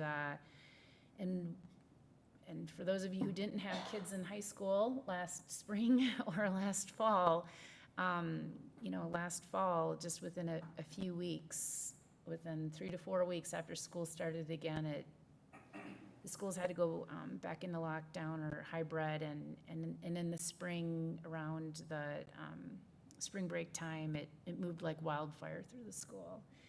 And so I'm just concerned that if it's still summer and we haven't all been locked up together, this is, before the fair, that we had these numbers, I'm really concerned about the trajectory of what it's gonna look like 2 weeks from now. So I thought we should have this conversation again about whether or not we wanted to do as the Dakota County Board has mandated for their buildings, where they put, as it says here in our write-up, that the threshold for substantial is 50 people, per 100,000 population, and the threshold for high is at 100. And what Dakota County had done was that they mandated that both staff and visitors within their buildings must wear masks until they go back down to the substantial category. And so with what we had just heard from the hospital administrator, it seems that it would be the prudent thing to do to protect our employees from folks who could be coming into the building with COVID. And so I feel that we have an obligation to do what we can to protect them from harm, so that not only for their own personal well-being, but just so that city operations, also aren't being disrupted with folks then being sick and then having to send folks home again, and all of the great fun stuff that goes along with having exposures within an office. And so that's the conversation that I wanted to have. We kind of got cut short. I think we agreed about putting back up the plexiglass, but we didn't have a conversation about what to do with mask wearing. And City Administrator Dan Witichka had said that he didn't feel comfortable making that decision on his own at the time. So I support, as the hospital administrator had suggested, that we follow those guidelines that the county has put forward. Thank you, Councilmember Fulch. Additional discussion, Council? Councilmember Vaughn. My biggest question of it is, how do we enforce it? Are we going to be asking staff to enforce it on residents when they come into city facilities? We have an ice arena, there's a great example. Is it up to that staff that's working to enforce the mask mandate or recommendation that we're discussing? That's not easy. I can tell you that's going on in my industry, and that's the biggest concern that we're hearing. You should implement it, but what are we going to ask for staff to do then on that? I feel challenged for them. I think the sign should go up. I think it should be recommended. I think we need to protect the staff, but I don't know if I want to put them in that role of going out to say, hey, we got a city council that says you got to have your mask on, so get it on, or what? What is that staff member supposed to do? That's my only concern with this. Before it was a mandate by the state, so then it was a different story. Inside the city hall, I recommend it, is what we should do, and I don't think staff should have to be the enforcers of that. That's the only thing I'm concerned about, is staff enforcing it. Thanks. Thank you, Honor. So in my day job, we have this at work. As staff, we're required to wear our masks, whether we're vaccinated or not. It's a requirement. That's been a struggle in itself. But we come in contact with so many people throughout the day. So as people come in, they see us with our mask, and it's usually, oh, I'm sorry, should I put my mask on? CDC recommends that if you're not vaccinated, that you put your mask on, but it's, we tell them it's up to them. And so we have many people who do put it on, but we always just follow up because we're at the front lines when people walk in, and it's just it's a very simple, as a staff, I don't think they'd even have to mention it unless it's asked. I just feel like as a support, it should be something that we do for for our staff. And that comes down to medical expenses and everything. I mean, we've got a way to cut down on our healthcare and on, healthcare costs by keeping our wonderful team here healthy. So I think I would completely be on board with it being a requirement with city staff within buildings. Our policy is if you have a door that shuts and there's nobody in your office with you, that you can take your mask off, but you have to shut your door. You can't have a door that shuts and sit in your office with your mask off. And again, that's something that we've had to discuss. But that would be my recommendation, because I agree that I don't feel that the, staff that sits at the front desk should have to deal with that, from residents. Everyone has different points of views, and they're all entitled to their beliefs, so I wouldn't want to put anybody in line of that, though. I don't know how hard that can be.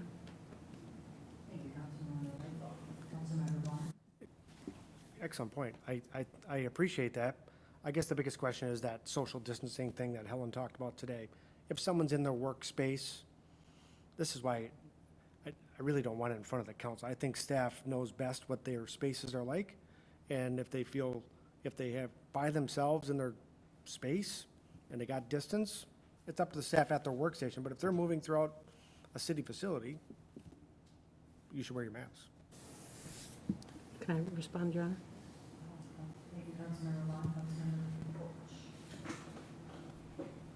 I think that you're doing the staff a favor by making it required to begin with, because then it's no longer, optional.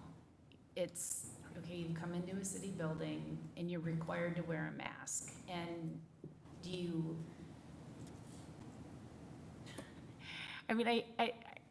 do you become confrontational? No, but you can say, I'm sorry, it's required for you to wear a mask within the city building.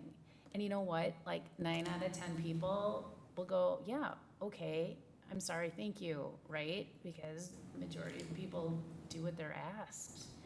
And so what troubles me about the whole notion of making it optional is just that, as I said, 9 out of 10 people will probably just do it if you ask them. It's the folks who are so adamant about not wearing a mask that there's a direct correlation with the likelihood of whether or not they're vaccinated. The two issues go hand in hand oftentimes. And so I think that unfortunately because we have this possibility of people who are deciding not to be vaccinated, who can be vaccinated, that's their choice. And then they're also then choosing, because it's optional, to go into a building unmasked in addition. And so I think that's where the trouble lies. And as the hospital administrator just said, 94% of the people who are in the emergency rooms in the hospital beds right now are not vaccinated, and that the spread is, the severe cases are amongst them. And what we're trying to do is to, protect our employees, but also, you just heard this woman tell us, help us, help prevent the spread of COVID within our community, because our healthcare team they're on their knees and they're walking out the door because they're so exhausted. And so, so from that perspective, it just feels to me that it's the prudent thing to do to not only protect our employees, but to also do what we can to assist the healthcare, the medical professionals within the community, and just be supportive in general. And so I guess I'm willing to stand up and say, you know what, we're heading in the wrong direction. You have to be living under a rock right now not to know that we're about to go back into a roller coaster ride with COVID and the explosion again once the schools are all back in play. And so I think that it's really concerning, and we should be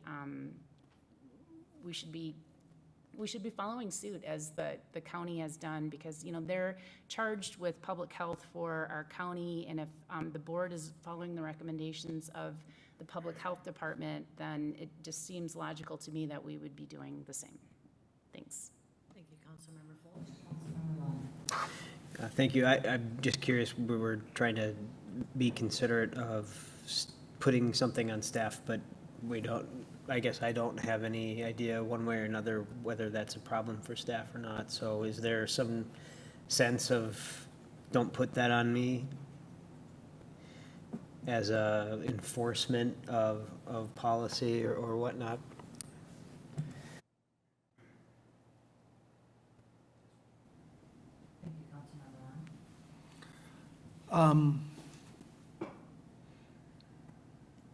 I think it's a good question. I don't have a good answer for it. It was certainly something that was discussed in several different venues over the past year, but not in the last couple of weeks. So when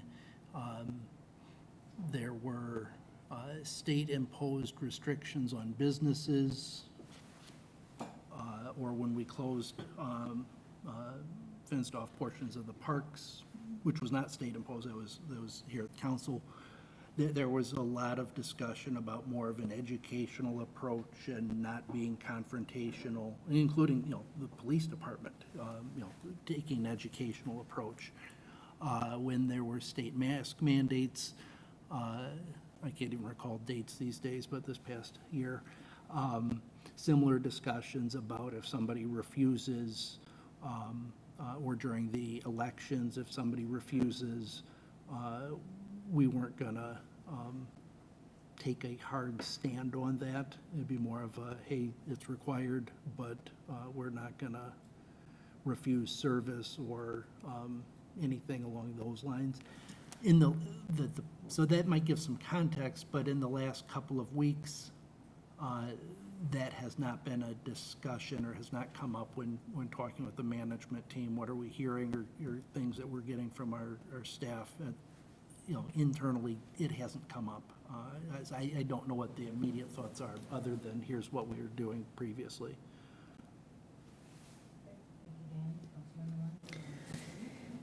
Yeah, thank you. Yeah, that's just good to know, whether or not we're making a decision based on something that people actually care about at the staff level or not, right? But, we meet every couple of weeks here. There's, possibly an opportunity to talk about it again. But, I guess perhaps Councilmember Vaughn's concept is good, and we roll with, maybe we roll with that for the time being, and then if, see how that's received, and if that's not well respected, and then there's more need, to look at a harder line than we do at that point in time.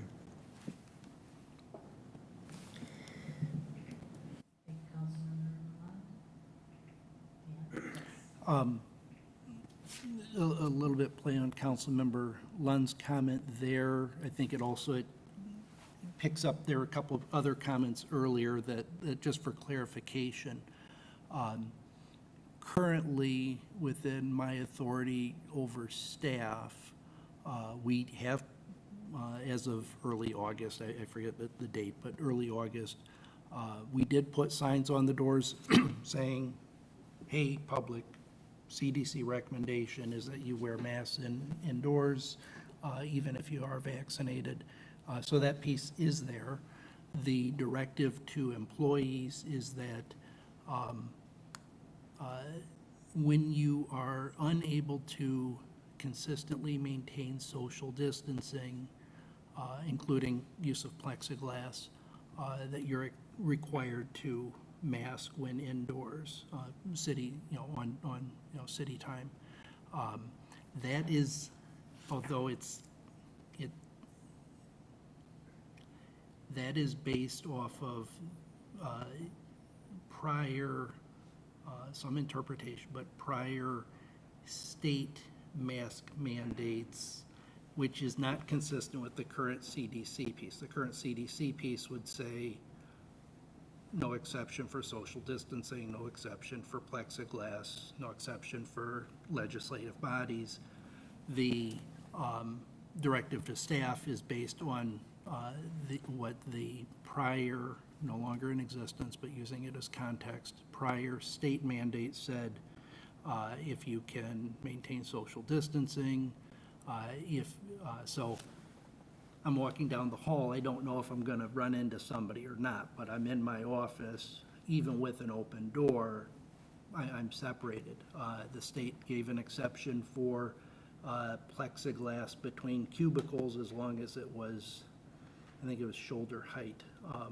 So a matter of, even at that front counter, where we might have 3 people in the employee area, they're separated by plexiglass, and obviously the tempered glass separating them from the lobby and the public coming in. So right now, those employees are not required to mask under direction I've given staff, unless they get up and leave their area or something like that, you know, going into the mail room or down the hall to a copy machine or something. We've got a lot of room in this building. We made some adjustments over the past year to separate out people, put up plexiglass, obviously, so that it's fairly easy for employees in the course of their day to most of the time not be wearing a mask. That's different than what it sounds like Wells Fargo is doing. But I wanted to make sure that there was an understanding from you at what current expectations, requirements on staff are, the fact that we do have a sign on the front door, so that if it helps give you some context when talking about, you know, employees are required, well, employees are required here differently than what's in at Wells Fargo Bank. So just wanted to make sure that you had full context of what we're talking about here. Thank you. Oh, and the other, just as of Friday, the county's number is 165.26, after the memo was written. Thanks. Okay. Thank you, Dan. Any other discussion, council?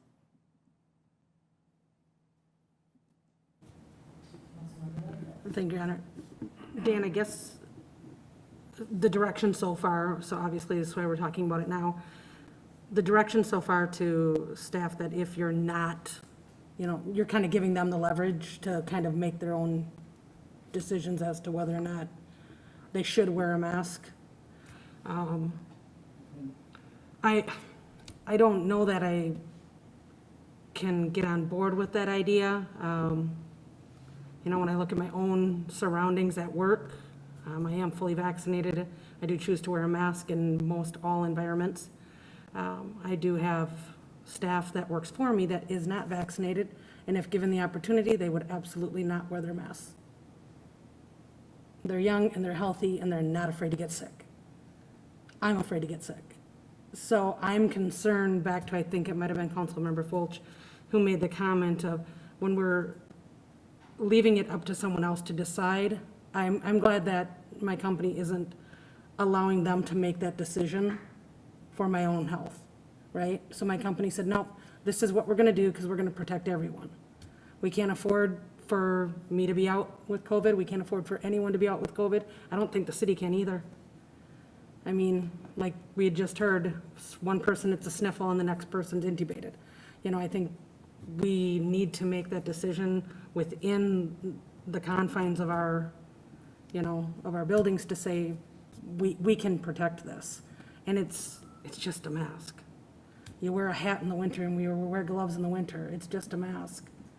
You know, I know it's a highly volatile subject with people, but I've got a, you know, 5-month-old grandson at home who can't get vaccinated. And that's why I'll continue to wear my mask, and that's why I'll ask the person next to me to wear theirs too. Because right now I'm doing it for the people who can't do it. Those of you adults who have chosen not to do it, that's up to you, you're an adult. These children can't make these choices, and I can't take a chance that I'm going to bring it home to my 5-month-old grandson. If you've ever want to watch something horrific, Google how to intubate an infant. So there's possibly nothing more horrific to watch. So I am going to, I don't know if this is something where we need to make a motion where we're at with this, but I would highly encourage us as a employer to make this decision for our employees. And then from the city, from people coming in, you're highly encouraged. Your signs are on the door, you're highly encouraged to wear your mask. You're highly encouraged. But from a staff standpoint, as an employee, I believe as the employer, we can make that decision. And I don't know where we're at in the point here of if we can make if there's, okay.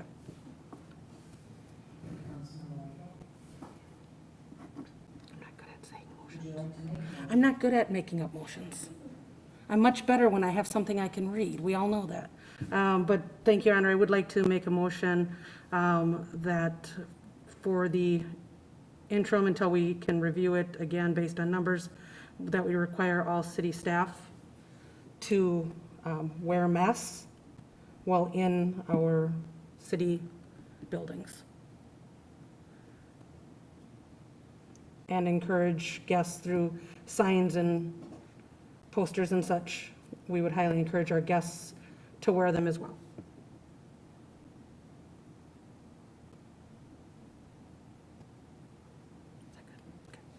Motion on the table. A second.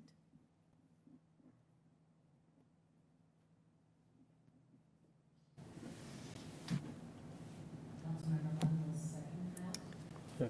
Additional discussion? Do we offer masks at the desk? At all the buildings? Entrance at all the buildings?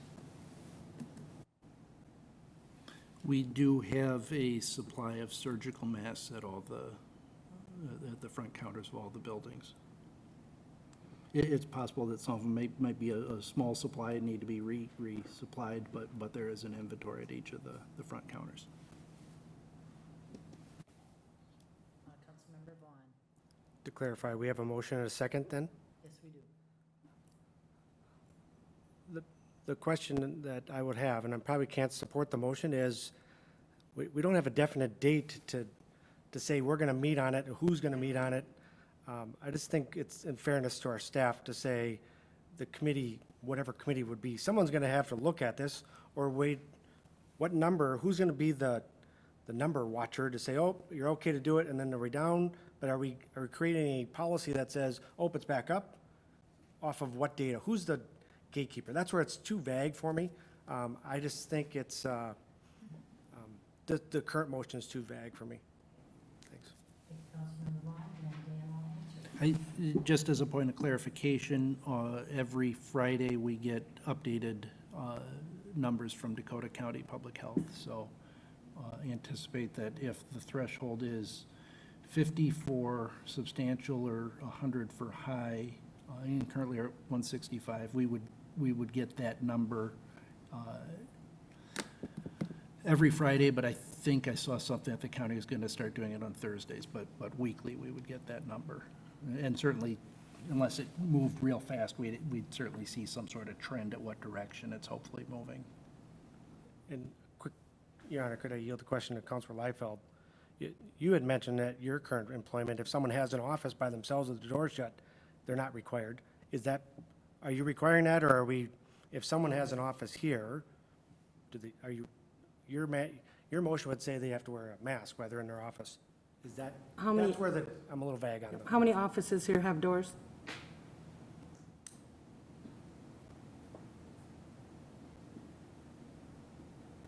I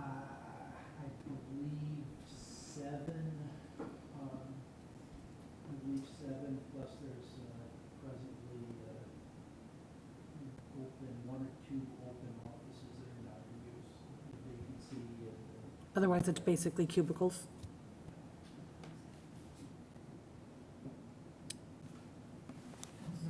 Your Honor, thank you. This was brought to us because there was you weren't certain about making the call for which side of it. Was it the public side or the staff side? Because now I'm starting to look at this as a staff-focused decision that we're making here, and I think you probably have enough direction right now to make that call with the nuances that we're discussing here, that maybe it's a bad motion considering what we're actually trying to accomplish with that motion. Am I making myself clear? Or was I kind of wandering there? I can answer that. I don't know if it completely answers it. One, I noticed, I forgot to turn on my mic earlier. I believe there's 7 occupied offices, currently a couple that are unoccupied, that we could shift people around in order to minimize some cubicle use, but obviously a number that are and would maintain in cubicles. Without a declared health emergency and additional authority under that, I have directed staff to mask. It's not optional. It's to mask when in a situation that they cannot maintain social distancing or have adequate physical separation, engineered separation with plexiglass or offices.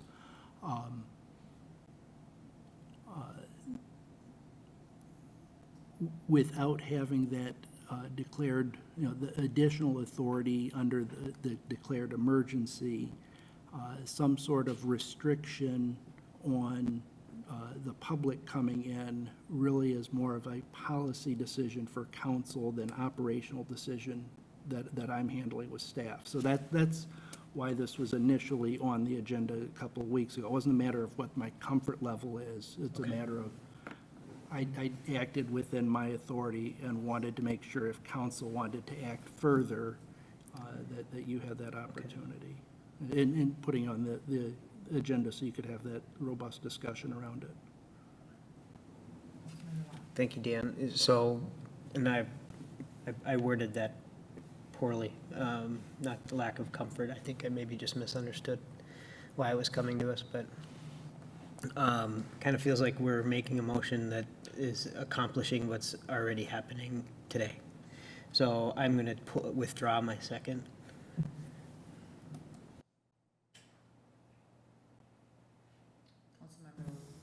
Thank you, Your Honor. I'd like to withdraw my motion.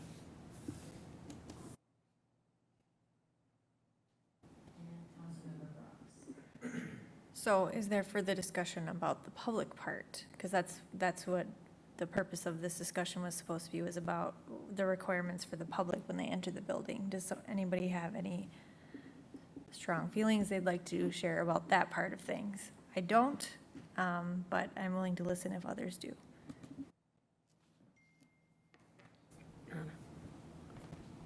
Your Honor. Thank you, Your Honor. Yeah, since we went down the rabbit hole of employees instead of public, right? I am still a little bit concerned about that whole idea of letting people use some of their own discretion. Gives me a little, as one council member might say, upset stomach, I think is the expression. Gives me a little bit of an upset stomach to think that we're just going, that we're giving them that kind of leeway, because again, if I'm not comfortable saying to Trevor, hey, you know what, Trevor, you're kind of in my space a lot, I really would feel better if you wore a mask. If I'm not comfortable with that, I just don't feel comfortable that we're putting that on the employees to have to make that decision. I don't have any problem telling Trevor, but I know a lot of people would, so that concerns me. As far as the public goes, I completely agree with what you've already discussed. Signs encouraging that sort of thing, but I would feel that we need to maybe step it up a bit further with staffing. According to Healthcare Finance, the average hospital care cost for COVID ranges from $51,000 to $78,000, depending on your severity. If you're hospitalized for it, of course, not if you have the sniffles. So again, as an employer, that's a very expensive. I think we just had an increase in our health insurance last year. We had an increase in health insurance, so I would imagine that, that would be something we could look at in the future. Thank you, Your Honor. Councilmember Liefeld. So there is Councilmember Fauch. I've already shared that I feel that we should be mandating that, I feel that when the public comes into our buildings, that we have an obligation to be requiring it to protect our employees, as I said. And then furthermore, to be setting a standard, because folks, I don't know what you missed here, but we're already in the high category. And so it's like, we're already in boiling water. We just heard our local hospital administrator said, there's no more beds in our hospitals. We're having to move people from hospital to hospital to find beds. I mean, maybe I was the only one that heard that, but you know, that my ears pricked up. So if I get in a car crash, I might not be able to go to the emergency room. I could be diverted to another place that has room because the one I wanted to stop at is full of COVID patients. And so, like, this is on a rapidly increasing trajectory within our community. And so, as Councilmember Vaughn said, we have the ice arena, folks. Who's going to be going to the ice arena? Kids, and more kids. That's who's going to be going to the ice arena. And so the school board, they've already decided on this. I can't remember exactly how it is that they worded it, but once they got over certain criteria, they were going to require, already all the elementary schools, age children are required, but and staff are required, and visitors to the building are required. But I think at the high school, that's where it's optional at this point until it gets to a certain severity level, which I don't recall what it was.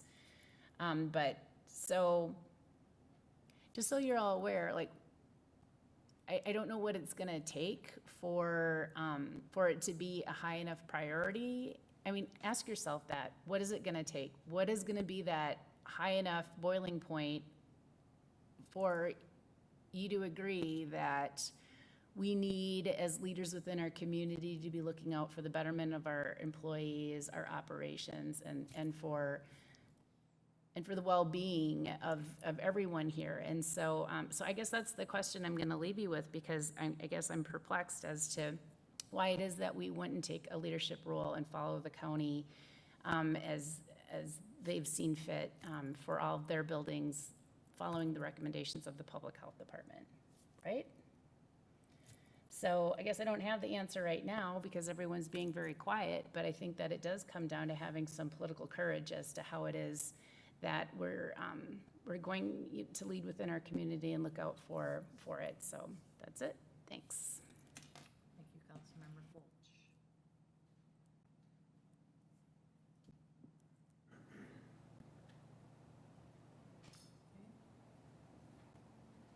No motion on the table.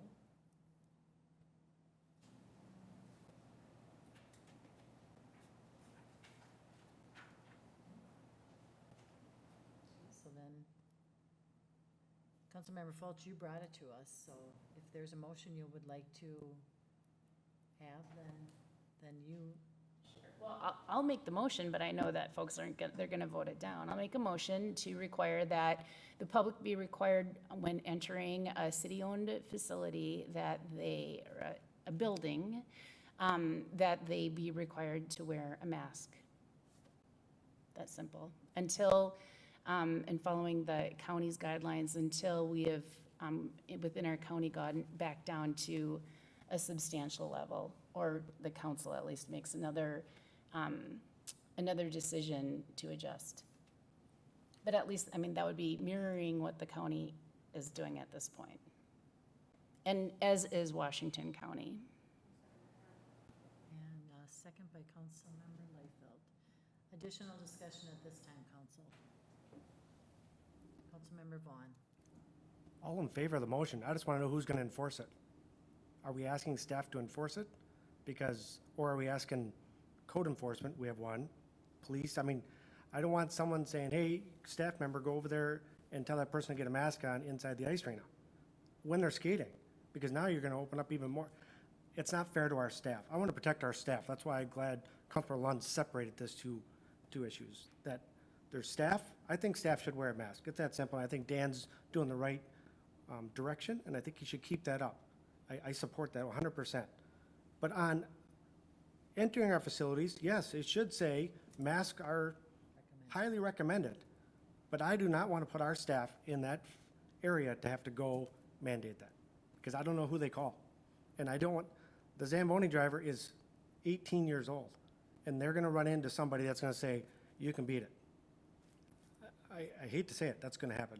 So I support what Councilmember Fulch is saying, but I just wish that the public, it should be highly recommended. And start there, and if these numbers, like we're saying, we're getting them every Friday. If we have to make we're not going to be the only ones making a drastic move. It's going to get more communities making that same decision. So that's the only thing I hung up with the motion that way it is. Your Honor. Who's going to enforce it? Thank you. And Councilmember Vaughn basically hit on what I was trying to express earlier, which was we meet regularly. We've adjusted on, on a dime in the past for certain things, COVID related or otherwise. I don't see why we can't do that again. It would be good to get an idea of, is it really putting it on staff? And I don't have that today. And that'd be for the next couple of weeks, in my opinion, for the city administrator to gather that understanding from the arena staff, from front desk here and so forth, to understand that, because right now we're just assuming that it's something they don't want to deal with. And we're also assuming that there aren't going to be altercations or problems that come out of it. Yeah, $50,000 for a COVID bill, but it costs a lot if you get assaulted as well. So yeah, that's the unfortunate conversation that we're having. It's not a political courage thing for me. That's not why I'm here. It is that portion of it right there. If I didn't feel like it would be such an issue that people are going to have to be concerned about enforcing, I think you'd have 7 right now, but move on, but unfortunately, there's going to be people out there that are going to make that an uncomfortable and sometimes maybe even an unsafe feeling situation. And so I don't want to put that on our staff either. So it would be nice over the next couple of weeks to have an understanding of what that level is, in my opinion, because I'd say go for it right now if I felt staff was on board with it. I don't know that they are. Thank you, Councilmember Vaughn. Councilmember Fulch. Thank you, Your Honor.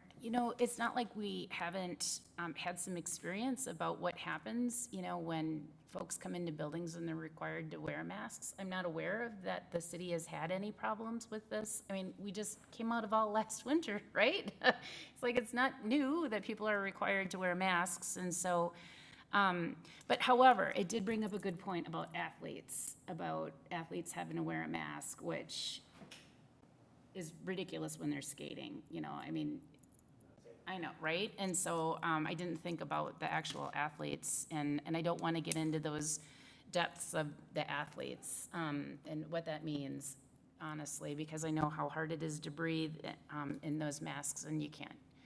Whew, that's a whole can of worms I didn't even think about. But I think I would say for folks who are there to observe, like parents and folks that are in the stands and such, that, it seems, okay, this is a complicated issue. That's what I want to say. And I know that there were recommendations, and probably Councilmember Vaughn would be the most knowledgeable about what were the final recommendations at the end of last hockey season for how it is that players were supposed to go about. I think that they were supposed to wear them in the locker rooms and while they're getting ready, or they weren't even allowed to be in locker rooms, if I remember correctly, but they didn't wear masks when they went on the ice, right?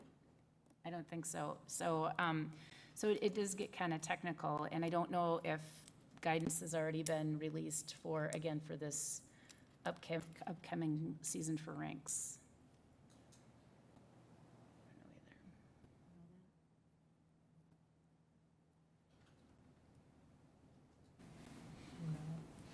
I am not aware of the CDC making any exceptions to its recommendation that all adults, whether vaccinated or not, be masked when indoors in a public setting. I don't believe there's any exceptions.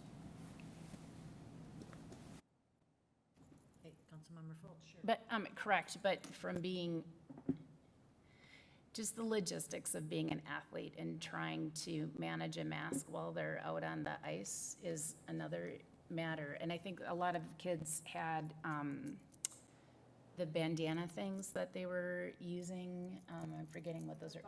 What are they called?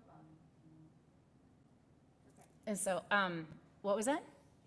A gaiter, thank you. I think that's what athletes were using, were gaiters, and rather than masks, which are very difficult to stay on. And so, so I guess at this point, I would just finesse my motion to be so that the public would be required within buildings to wear masks, other than athletes who are engaged in athletics. If, so that could be, so whatever that would be within the ice rink. And so I don't know how better, I'm sorry, I'm not sure how to make an exception for that, but it just, I want to be able to recognize that there is the issue of the athletes and. But then we're making our own rule. I know, right? I don't know how to. Your Honor, Your Honor. Should we just table Your- this? I think we should until. Your Honor. Yeah, okay. Councilmember Lund. The school district has, so to me, the sports piece is irrelevant because the school district has in place their own guidelines with this great little scale of green to red. And I'm on their e-learning plan right now, and it talks about masking from minimal to low. Indoor masking recommended for all people in school ages 2 and over, regardless of vaccine status. Moderate to substantial, which takes you from to 49.99. Indoor masking required for students age 2 through grades 8, strongly recommended for 9 through 12. And then when they get to 50, which is red, indoor masking required for everyone. So the school district has a guideline in place for, you know, when everyone. So Dan, you gave a number earlier for Dakota County cases per 10,000. Didn't you give a number a bit ago on that? The most recent figure is roughly 165 per 100,000. Per 100,000. Okay, so this is 50 plus is considered a high per 10,000, is what the school's guidelines are using? My rough understanding is that the school made its own guidelines different than the CDC's measurements. Thank you, Dan. Councilmember Lund. Thank you, Your Honor. It does feel like we're doing our research in a meeting.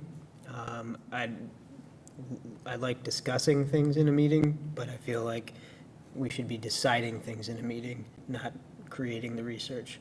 It would be great next meeting to have a recommendation with some data to back it up. Maybe it's the school plan, maybe it's CDC stuff, but honestly, this is just us Googling things, and that's not the way to do this. So my opinion, table it, and that's up to you to poll. No, I think that's a really good suggestion. Table it, but let's talk about it next time, and then maybe we'll have some insights from staff. Maybe we'll have better guidance from other authorities. We'll have some data to back it up so that we can have a short, sweet conversation and make a choice. That'd be my recommendation. Thank you, Councilmember Lund, yes. I'll withdraw my motion so, and to give staff the opportunity to make a better recommendation for how to handle masking within the public facilities, specifically the ice rink. Thanks. My second is withdrawn as well. Councilmember Fultz, and thank you, Councilmember Liefeld. And like we're stated, I mean, good discussion, but I just think we need more data and we'll discuss it again. Thank you. All right, tonight we have a resolution to approve preliminary 2022 city property tax levy and the preliminary budget and setting truth and taxation hearing. And Dan will continue with his discussion. Seven copies. There's two resolutions. You've got the city and then the header resolution. So I've got five more. Thank you, Chris.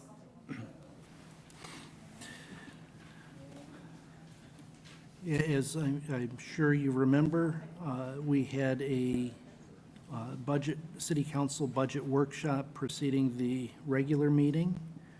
And at that workshop, the preliminary levy figure that council came up with was $16,294,085, which also has a preliminary budget of $35,917,140.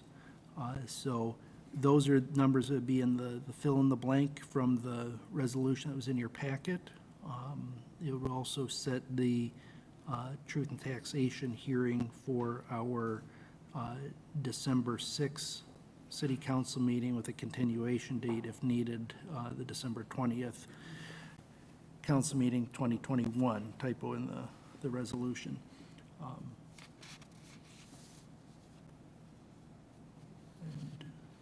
And I can stand for any questions. Thank you, Dan. Any questions, council?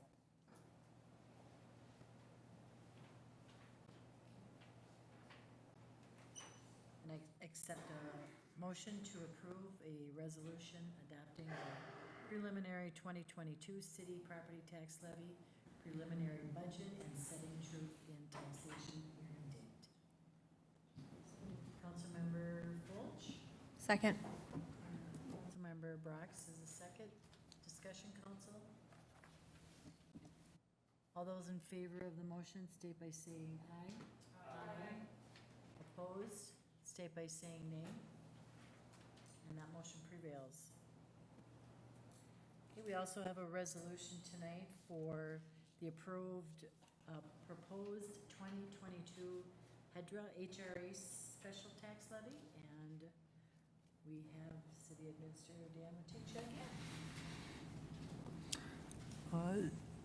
The HEDRA HRA special tax levy has been our approach at least the last number of years to collect a special benefit levy and collect a special benefit tax of up to 0.0185% of taxable market value, which is the maximum amount that we are able to do under statute.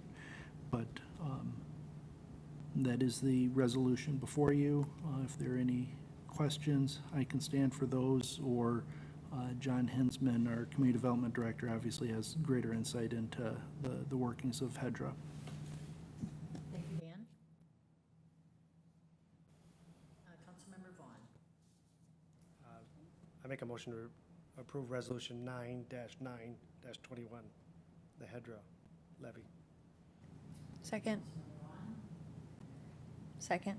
Second by Councilmember Brox. Discussion, council?